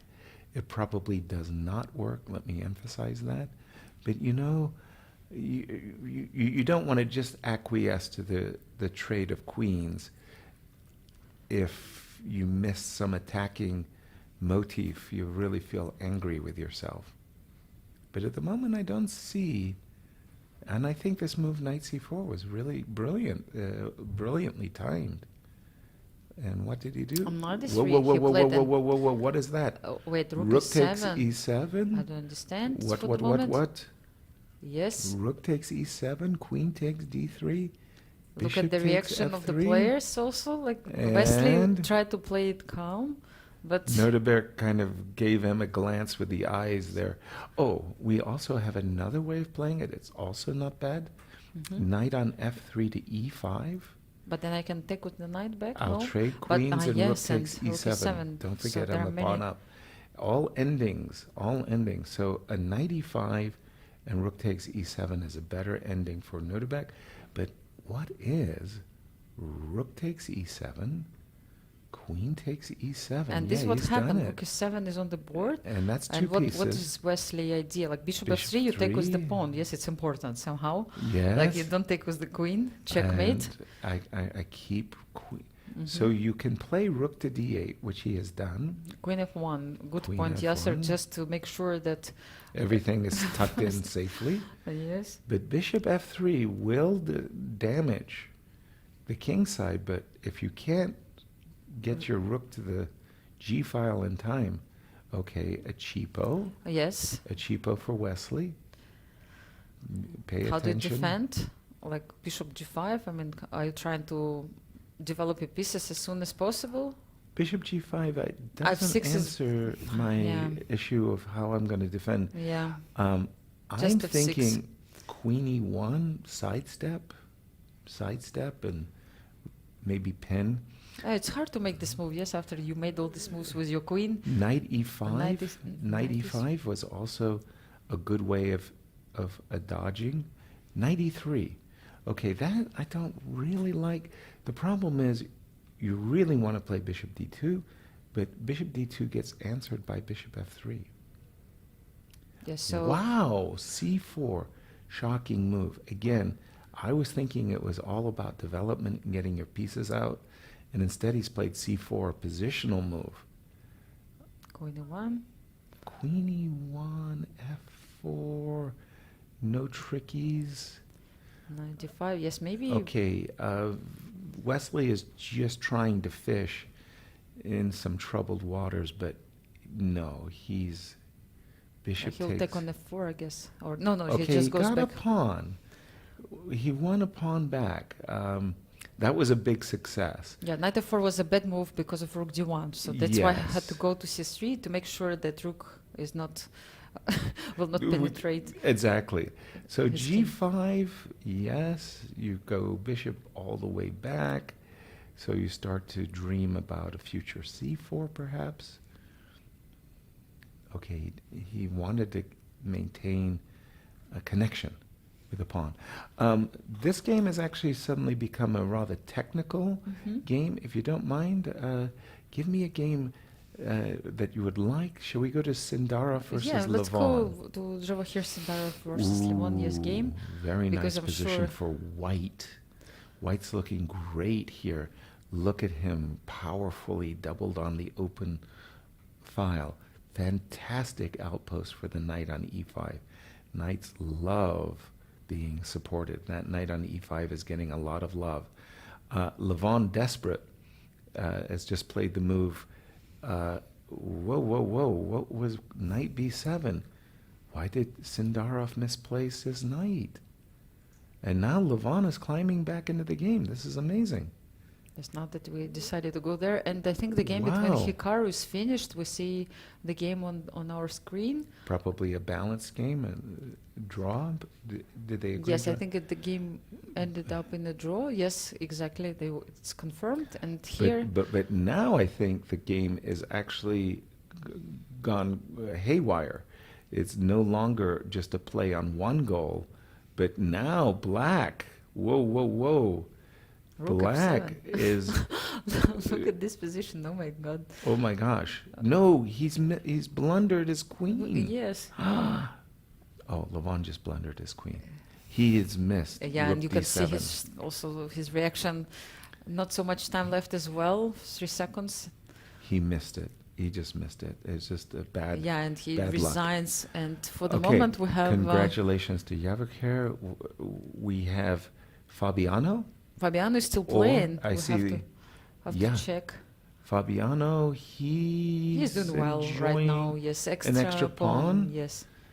G2, G3. Just cementing the king side. King G2, rook takes B5. Yeah, this is completely winning for Fabiano now. You'll not believe it also. I think it seems like Nodirbek, Abdusattorov might not win against Wesley. Wesley's defending. Yes, I mean, he's it's defending like a G. Whoa, whoa, whoa, Yeah. whoa, whoa! Fabi decided he didn't like an extra pawn. There was a. I'm not kidding. He could have just simply played rook takes b5, and really that would have been. E6 was the threat, so the king goes to G8. And now Fabi is looking at an opportunity of trying to get in an e6 checkmate. Yeah, what do you think? Winning. Winning, yes. This pawn on e5 is too formidable. And now we Queen can see takes also b5. Nodirbek playing against Wesley. I will Maybe switch to we that should game. switch. Yep. And here we have this, what I told you, Yasser. Amazing. I mean, it Rook seems and like knight versus. Nodirbek lost all his advantage. And are we going to Yes. see knight and rook? Yes. But maybe, well, it could be for a long time. It's a pretty easy draw. And for the moment, Wesley has an extra pawn. So. Yes, first you have to win the pawn, and then Right. Yes, and the moment probably you will get it, the exchange will happen. Exactly. I just wonder if he'll take with the rook or with the knight. Well, in this case, the knight. Yes, so I think this You have is to happening. bring- Imagine they will play now for 50 moves. 50 moves. Okay, we know this is a draw. We're going to go back to another game that's Fabiano, going on. yes. But it Fabiano? just finished. Yes, the game between Fabiano finished in Yes. favor of a U.S. player. So is that so does that tie the match? For the moment, yes, and we have this crucial game, Nodirbek against Wesley. So actually, if Nodirbek wins this game, he is going to Uzbekistan is going to win this last match. But again, that will kind of be 13-11. Yeah. So no, once again, USA already clinched the victory. It's just Yes.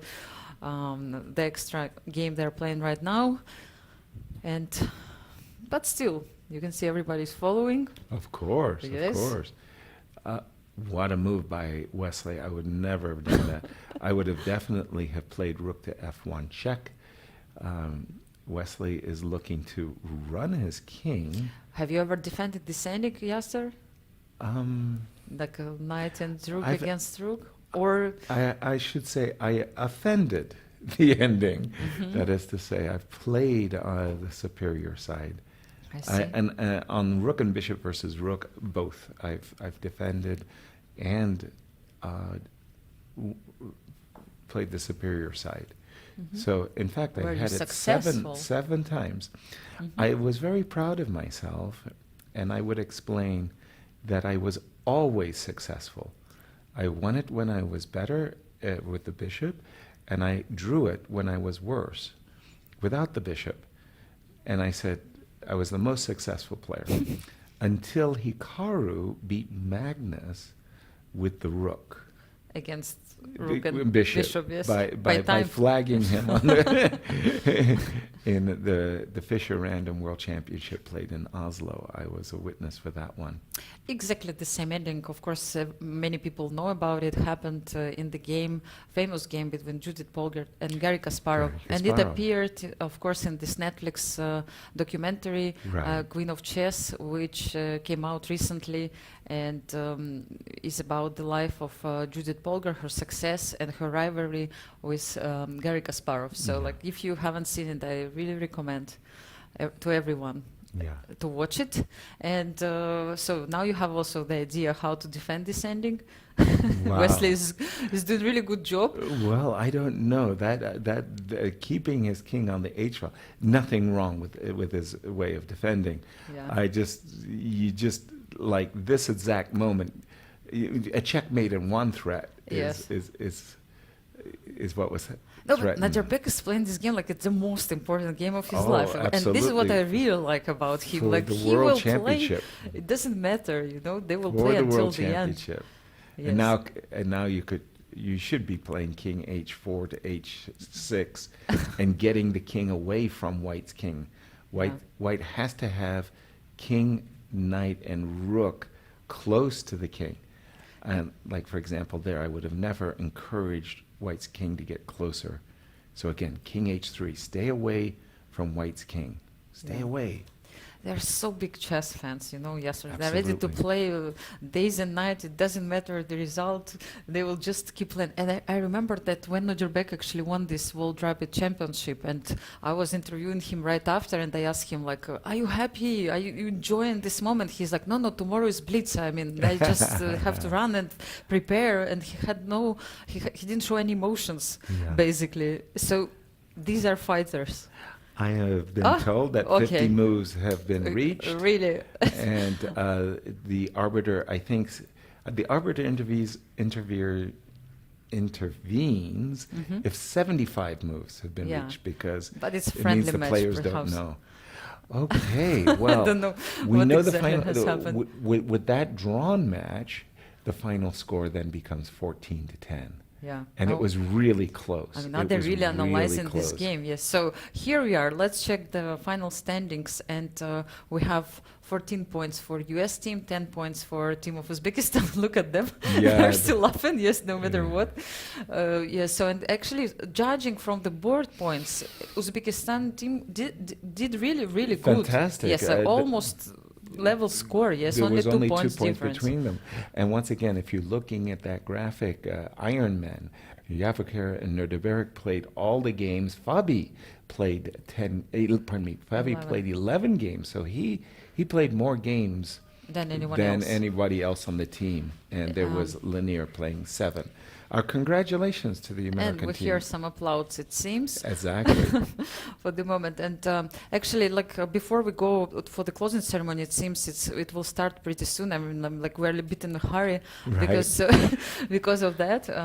Just want to make sure that we properly thank everyone. For sure. Yes.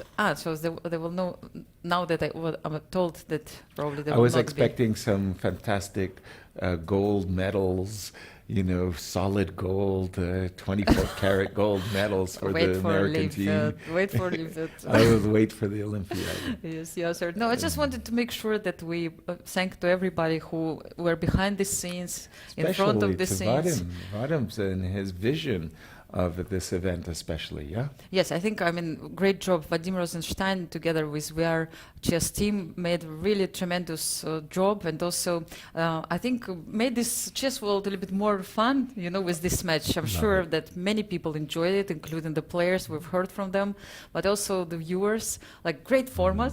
Great idea, you know. I really like this match. I like these Scheveningen Had tournaments. lots of fun having, I mean, commenting it together with you, Yasser. I mean, always pleasure to be here. Of course, likewise, Anastasia. And also we had really great colleague Fiona, who was bringing all the action from the playing hall and talking to the players. So all the way to Fiona. And for this final interview of this truly spectacular Team USA against Uzbekistan, I am joined by the captain of the US team, Lenier Dominguez. Lenier, congratulations. It was already in wraps with 2 rounds to go, but what an exciting final match as well. What are your thoughts now that it's all over and you have won the match? No, very happy with the way the team came through in the last 3 rounds, which were the most important, and of course also happy to witness such a nice spectacle. I think it was enjoyable for the fans all over the world, but also even for ourselves. Like, we were really having a great time. With 2 rounds to go, I was speaking to you and your son Sebastian, and I asked him, what's the advice for the team? And he said, you know, they should lock in. Do you feel they delivered? I think they did lock in. Yeah, it was great the way they played the last 3 matches and to secure victory. What was your favorite moment of this event, or the favorite aspect maybe? No, I think overall it's a great format. I mean, there's team events. I mean, especially between nations, it's great because you get a lot of motivation. I mean, you're representing your country, and I think that gives a lot of extra elements that you don't see a lot in normal chess, in individual chess, and I think it's great to have more of those. So I think overall great events. I cannot agree more. I think it was clear to see how much fun everyone was having. Win or lose, of course, at the end there has to be one winner. It is you guys. Congratulations once again. Lenier, thank you so much for your time. And this is it actually for me. So on my behalf, thank you so much for watching us this past couple of days. And for the closing remarks, I'm going to hand it over to our tournament director, Tony Rich. Thank you very much, Fiona. And I just want to say once again, thank you to all of the fans and spectators around the world who have made this event such a great success. I'd like to thank our sponsor, Vadim Rosenstein, and the WR Chess Group. These events are innovative. They're in cities like Miami. They're all around the world. Make sure that you tune in and watch all of the great chess at WR Chess. Thank you so much for joining us, and we'll see you next time.